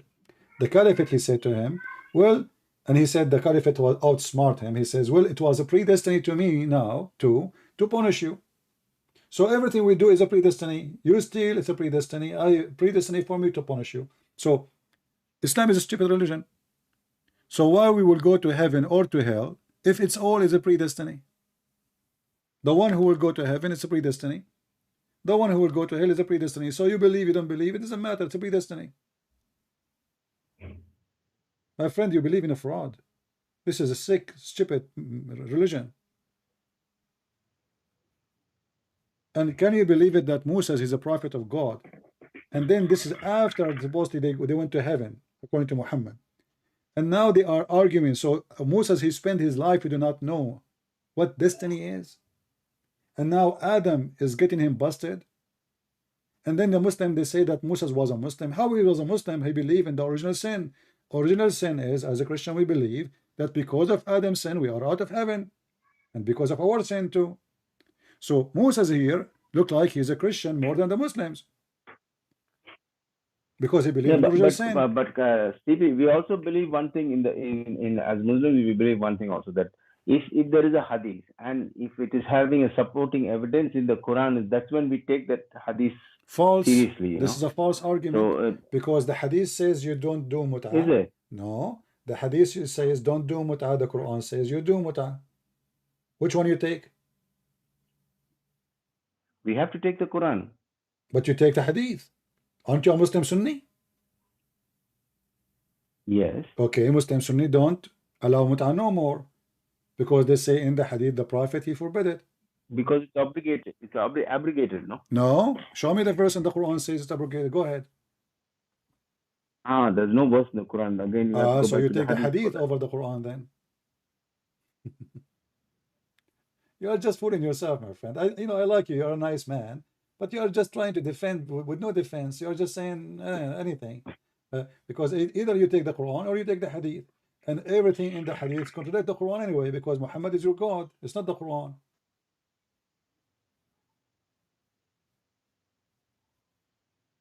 Yeah, this doesn't make... If a child, he die, where he go? If an infant, he die. If an infant, he dies, he will... Again, if you look at the destiny, means what he was destined to do then in this case. What? Okay. He was destined for people, they go hell. to hell and to heaven. Is that because of their sin or it's because of the destiny? Do I go to hell because of my sin or I go to hell because of my destiny? No, as per this hadith, then it looks like as per your destiny. Exactly. If you're going as per. And here there's a story but of a child. Listen, there's a child. He's an infant. He is a son of a Muslim family, born of a Muslim family. Even your prophet said that every child is born as a Muslim, correct? Correct. Okay. When Aisha and Muhammad, they went to attend the funeral of this child who is a Muslim, Aisha, she said, this baby will be a bird from the birds of paradise. This is what the normal people will say. And I will agree. Children, why they will go to hell? It doesn't make sense. They did not do anything. They don't understand anything. Muhammad, he says, no, it might be otherwise. Why? Because Allah, He created who go to paradise when they are in the backbone of their father. And He created who will go to the hell when they are in the backbone of their father. So it doesn't matter if you commit sin or not. So Muhammad is confirming that even the infant who never committed sin, and even Aisha, she said, he has not reached the age, he commit no sin. Aisha, she's saying, this child, he did not commit any sin. He did not even reach the age of somebody who can commit sin, which means he's a baby, infant. So Muhammad says, Aisha, peradventure, It might be otherwise, which means he might be a bird from the birds of hell. Because God, Allah, created for paradise who is fit for it while they were in their father backbone. And he created for hell those who they are will go to hell. So my friend, your religion is a fraud. It's against justice, which means it's against God. And now people will go to hell, not because they commit any sin. Here we go, this is an infant. Just because this God, when he created him, he says, this baby go to hell, this baby go to heaven, this baby go. So when you are, you and me, before we are created, before we come to existence, according to your false prophet, Allah, he decide who will go to hell, who will go to heaven. So what the point of judgment day? What the point of religion anyway? What the point of God anyway? This guy is making fun of us. So he created me to go to hell, that's it. He decide before even I do anything, he go to hell. And this is an infant of a Muslim family. He's not even an infant of a Christian family. He commit no sin. He did not reach the age of sin. And now this God, according to Muhammad, he might send him to hell. Why? Because he decided before he created him. So my friend Abdul Mu'min, I invite you to leave Islam immediately. Are you really convinced with this, Abdul Mu'min? Be honest with me. Is this also mentioned in the Quran? Well, you see, you Muslim, you take the Quran from Muhammad. Why you don't take what Muhammad said? In the Quran, I just showed you the verse. Anything happen to you is from Allah. Even the bad things is from Allah. See, what you're saying makes sense here. I can understand what you're saying. You really have a point here. But when we discuss this inside our mosque, we raise these points with our sheikhs here, and they tell us that these are hadiths. You have to compare it with the Quran and see. But again, you showed me another point regarding the muta. So I'm confused now. My friend, all of you Muslims, when you say I'm a Muslim, it's mean you believe in certain things, and one of them is called al-qadar, correct? Sorry, what is that? You believe in the pillars of Islam, you believe in the pillars of faith, you believe in those things, don't you? Correct. Okay, do you believe in al-qadar, which means destiny? Al-qadar. Isn't the Quran in chapter of Al-Qamar, verse number 49 says, everything we created by destiny? Just 1 second, hold on, please. Charger. My phone is dying. Just 1 second. I'm just putting on a charger. Well, your phone is dying and your faith is dying too. Just wait. You will leave Islam by the end of the day. You think so? Oh, yeah. No, my faith is strong. Yeah, I can tell. You just said I'm confused. Yeah, you confused me and left me now. So no, you are confused not because of me. You are confused because of Allah's words and His Prophet words. None of them make sense. Okay, there I put the charger and it's charging. So, okay. Yeah, so it doesn't make sense when we look at it like this. Yeah, I admit it doesn't make sense, because how can a child go to, how can an infant, it says like an infant here. Do you believe by the will of Allah? Let me make it simple for you. Do you believe because Allah allow you to believe, or because Allah give you freedom to believe? Do you need a permission from Allah to believe?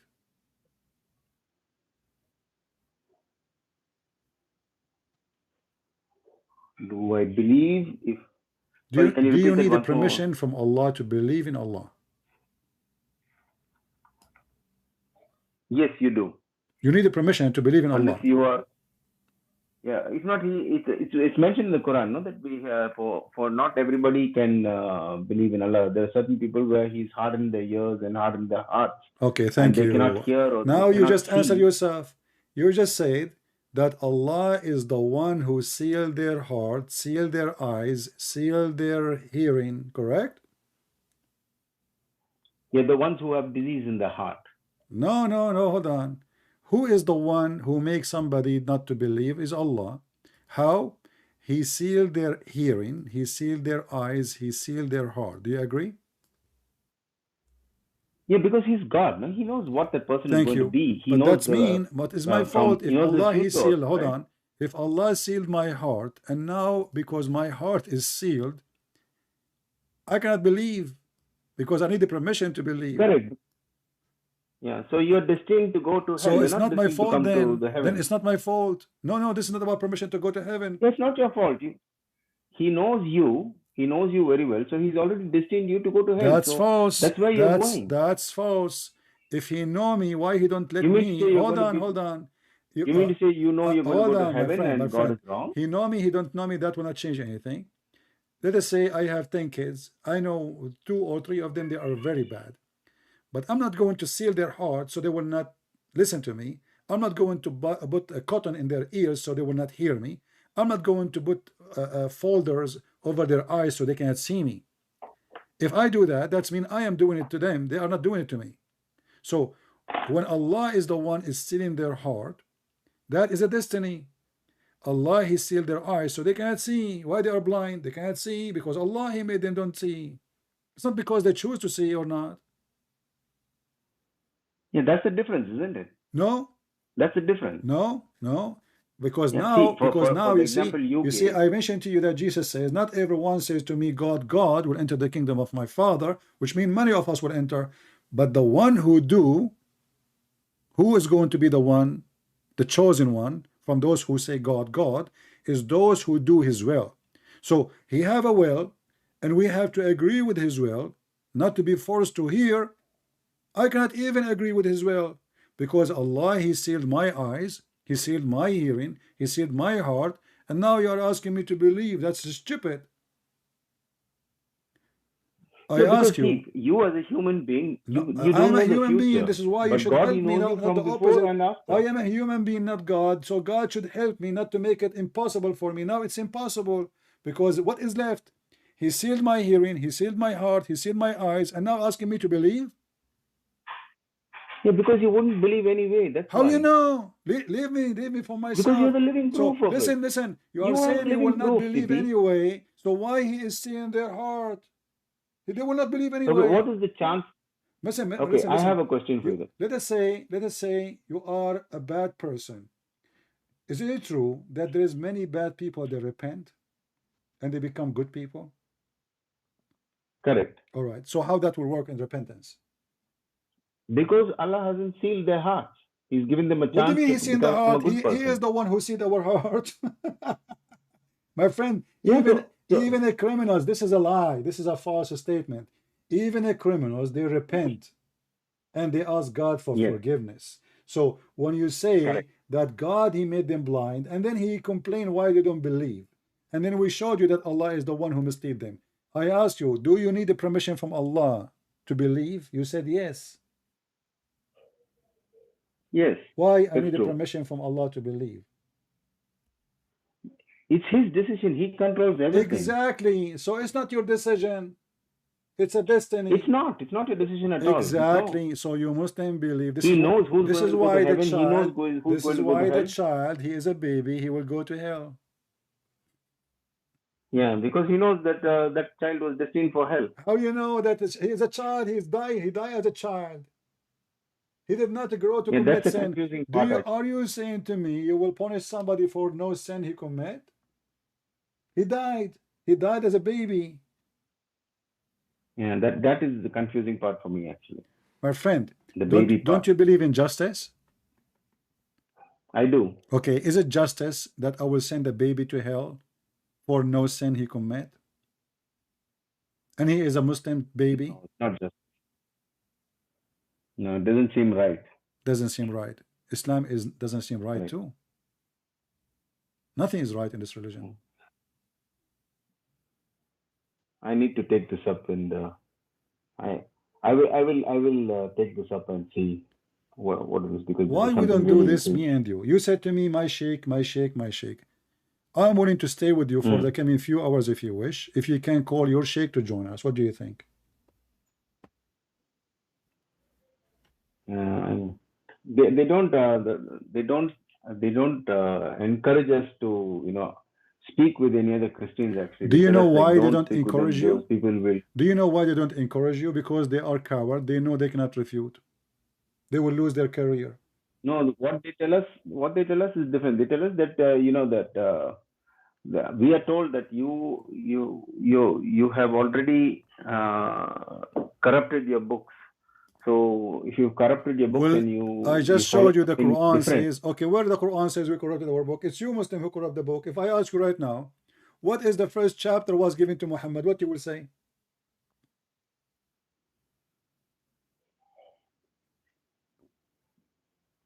I have no idea. Isn't it the one it says to him, But read? I know that there is Read? an order of revelation and there's an order of Yeah. Okay. So the angel, he came to Muhammad. The first thing he said to him, read, correct? correct. Okay. What is the first chapter in the Quran now? Al-Fatiha. So who is the one who corrupt the book? You. Yeah, this is not corrupt. No, this is the No, this is corrupt. the same, The Quran says, location listen. The Quran says those who change the words from their location is corrupting the book. Read with me. Which was that? You see, this is why you should invite your sheikh so he can look so bad. For you don't look. I mean, for you are not a sheikh, so it's okay. But the Quran says those who change words from their location, they are corrupting the book. Here we go. Chapter 4, verse number 46. And the Muslims speaking here about the Quran speak about the Jews. What they do? They change the word from their location. Al-mawadi'ihi. Your translation, the one you choose from, let's see, this is Biktal. Yeah, this is Biktal. Saying from their context, but in Arabic it says from their location. And what happened here? Context. One Jew, he put his finger over a verse. He did not change it even. He just put the finger over the verse about stoning to death in the Old Testament. Muhammad is accusing them that they change the words from their location, and that is a corruption. But he did not change the book, because later we see Muhammad swearing by the same book. He took an oath. So as you see, the one who changed words from their location, he is doing corruption according to the Quran. If you change the translator, this is Big Tal. Let us go to different idiot. Hilali and Khan. You will see. That's here it says, he adds too much of among those who are Jews, brackets. I call him the bracket man. There are some who displace words from their right places. Do you see it? Displace, what they do? They displace words from their right places. Among those who are the Jews, there are some who displace words from their right places. Okay, so this is corruption. The one who changed words from their places is a corruption. This is what you Muslim did. We hear your word and you change words, you change chapters, you change sentence, you change everything. As an example, if you go in the Quran, there's a verse in the Quran I think says it's talking about the twisting of the verses. What? I think this is more to do with the twisting of verses. They are taking it, interpreting it in whatever would suit them.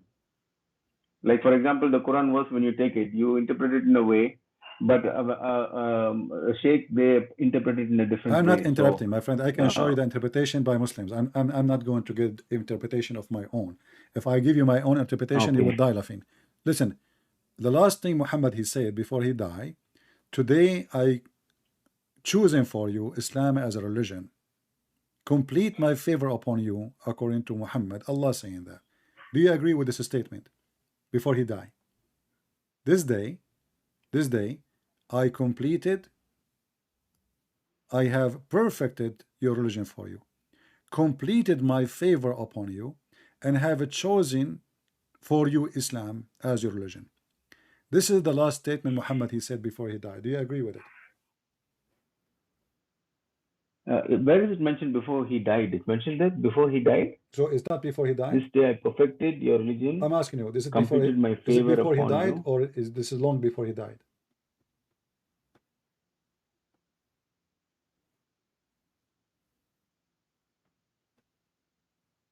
This day those who have disbelieved have given up all hope of your religion. So fear them not, but fear me. This day I have perfected your religion for you, completed my favor. Who?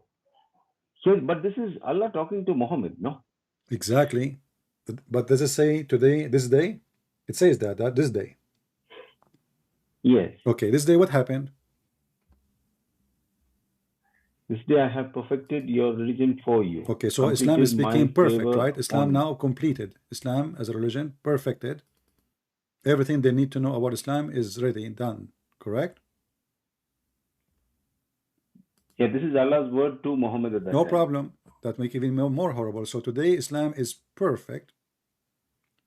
Today Islam is completed. Today Islam is a chosen for you. Do we agree with this? Yes. But this verse can be true only if this is the last verse in the Quran. CD, my phone might disconnect. I'm having a problem with my charger No problem. here. You can listen to me later. And thank you for calling. I advise you to bring your sheikh to call me. We join you. I welcome him. I promise you I will be nice to him. Definitely. All right. But I want you to listen to me I after we will, finish. I will do this. Yeah, your phone is dying and your faith is dying, and soon you will leave Islam and you will see. But as you see here, you can hang up if you want. As you see, if this is really the last, can be true only if it's the last verse in the Quran. Somebody took it, put it here. Yes. For there's no way, because if this is true, that this verse is in the correct location, then all the chapters after this point is a fraud. For Islam is completed. And this is the chapter 5. This is the chapter 5, verse number 3. That's mean we have all the Quran. 99% of the Quran is a fraud. For Islam is perfect. But as per the order of revelation, huh? But what verse is this? What chapter is this as per the order of revelation? I don't care. You see, you Muslims, who gave you the right to move a verse to this place which make no sense? If you Muslims, you claim that you preserved your book, as your prophet said, how in the world the end of the movie became in the beginning? Who order you, who allow you to cut the movie from the end and put it in the beginning? This is a true. Like now I'm done. I say thank you guys for everybody. I hope today you have a good time. But I cannot say that in the first 5 minutes if I start, unless my video is 5 minutes. And then I stay after that for 3, 4 hours, 5 hours talking. When in the beginning I said thank you guys for listening and bye-bye. This is bye-bye. This is Muhammad saying bye-bye. This can be true only if he is dying. And this is the last revelation he received from his false God. Today, it's about timing, not this month. Today, this day. I did perfected your religion. Everything is perfect. Nothing is missing. And to make it even more horrible, completed. It's complete. Jesus, he said, it's completed in the cross. Not in the first day, in the cross. If we say it in the beginning, but does it make sense? In the cross, now he is crucified, and then he died.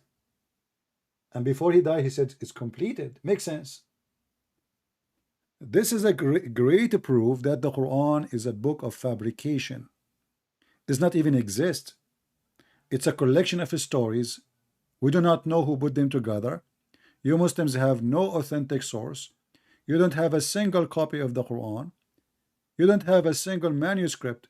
There's one manuscript found in the University of in England. I forgot the name of the university. It was a gift from a Christian priest. The leather go back to the before the time of Muhammad, but what is written there is not the same as the Quran. Just one single manuscript, and the Muslims, they make a big noise about it. We have tens of thousands of manuscripts around the world in many languages, and yet the Muslim, they lie and they say we have no book. And then the Quran says confirming what is with them. And then we go to the Quran, we find the Quran is silly, is funny, is stupid. So my friend Abdul Mu'min, I invite you to leave Islam immediately, for you might die today and your soul will be taken from you. And forgiveness is not a choice always. Forgiveness after you die, there's no forgiveness. So this is a religion of a fraud. Everything there is contradiction. The Quran itself says, if this is a book made by other than Allah, you will find in it a lot of contradiction. So the Quran itself failed the test of Allah, which is a silly test, by the way, because I have many books, wrote myself, and have zero contradiction. Doesn't mean I'm God. It's a silly challenge. So I advise you to leave Islam immediately, for you might go to sleep and you don't wake up. And Jesus, the mighty Lord, will come. The Almighty God, He will come to you in the day of judgment, and He will say to you, did you speak to Christian Prince? Did he say to you, believe in me? Did you hang up and says no? What say you, Abdul Mu'min?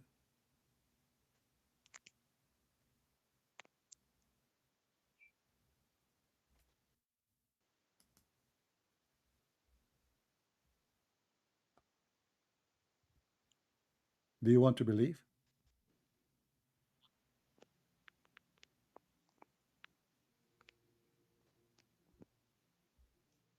Abdul Mu'min? Yes, yes, I'm here. Do you want Sorry, to believe? I'm having a problem with my charger. It's going on and off. Oh, okay. Do you want to leave Islam, my Sorry friend? Not today.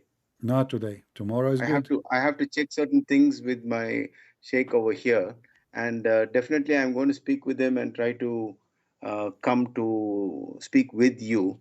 But Abdul Mu'min, just to show you how sure I am, just to show you how sure I am and how unbrave they are, and they knew they are fraud. Tell them this guy, he offer a respected challenge. We can make you yourself a moderator between us, you as a Muslim. They can come to debate me, and you can switch the microphone between us. There's no time, crossfire, but just to cool it down in case things go out of control, I will make you a moderator. What do you say? I don't accept moderator, by the way, usually. I don't accept moderator because I will check with these people. Yeah, so bring them, tell them. I stay in the... Go ahead. I stay in a country which, you know, it is very... I stay in Saudi Arabia, so it's a very... No problem. I mean, you are not doing anything. You are asking them, don't say anything in front of them. Just tell them, debate this guy. Prove him wrong. Okay. And as long as you stay Saudi Arabia, that's mean they can bring somebody who speak Arabic. That would be even easier for me. Okay. All right. So tell them this guy is a challenging loud and clear that not a single sheikh dare to come and debate him. If they can make a victory, they will make a victory for Allah. Why they will not do it? If they refuse to do it, it's mean they knew that they have the weakness. They have false God. They have false prophet. They have false books, and they don't want to face the truth, for the truth will defeat them. No, definitely they will come. I will speak with them, and I will try my best to convince them. I will take your word for granted then that Mr. Abdul Mu'min, soon he will invite his sheikhs, and he says definitely they will come. We heard him. So let us see how definitely work. I will give you a few days to come back to me. I go live always, every like a day and two or something. So anytime, Abdul Mu'min, you can call me and tell me I have a sheikh with me. I will be happy to have them. Inshallah. All right. Thank you, my friend. Thank you for calling. You're a nice person. Thank you very much. Thank you. Take care. Thank you. Let us pray for our friend Abdul Mu'min, that he will see the truth and the truth will set him free. And let us pray that the sheikhs, they will accept to come, and if they have faith, there's no reason for them not to come. You see, as you see, we spoke all this time, we have nice conversation, we would do the same. I humiliate a person if only he is rude, is filthy. As long you are, being a good person, you are more than welcome. I will speak for you for hours until you give up yourself, until your phone die or you die. So as you see, Islam is a false cult, and this is what we prove every day. So I want to say to you all, thank you for being here. I hope today we have a good time together. We learn something good, so we can teach something good to others. Remember always that what you learn here is not just for you. So you might share with your friends, your family, so you can teach them, educate them. This is not a dish you eat in a restaurant and then you poop in a bathroom. This is knowledge will stay with you for the rest of your life. It's a priceless knowledge. You will know how valuable it is only when you need it. You see, human being, today he can't light a fire by a little tiny matches. Long time ago, human being, he spent hours and hours trying to make a fire. A lot of work. But fire can be started by a match. And we are giving you the matches for good fire, to warm your heart, to show you the truth, so the truth will set you free. Thank you all for being here. May the Lord bless you. Join us in Patreon if you care. And if you don't, it's all right. The Lord care. God is good, so is Jesus. And in him we believe. He is our might. He is our power. He is our strength. And the Quran have holes in the narrative, same as Muhammad. Thank you. The Prophet tells us because Satan or the devil sleeps over our nostrils. Those who oversleep and not pray Fajr on time, Satan urinates in their ears. I really do think Jesus was crucified and that he really was dead and buried. He thought that he was a son of God in the sense that he was specially chosen by God. I think Jesus really did think he was going to be the Messiah, the future king of Israel. I mean, that is, after all, why they crucified him.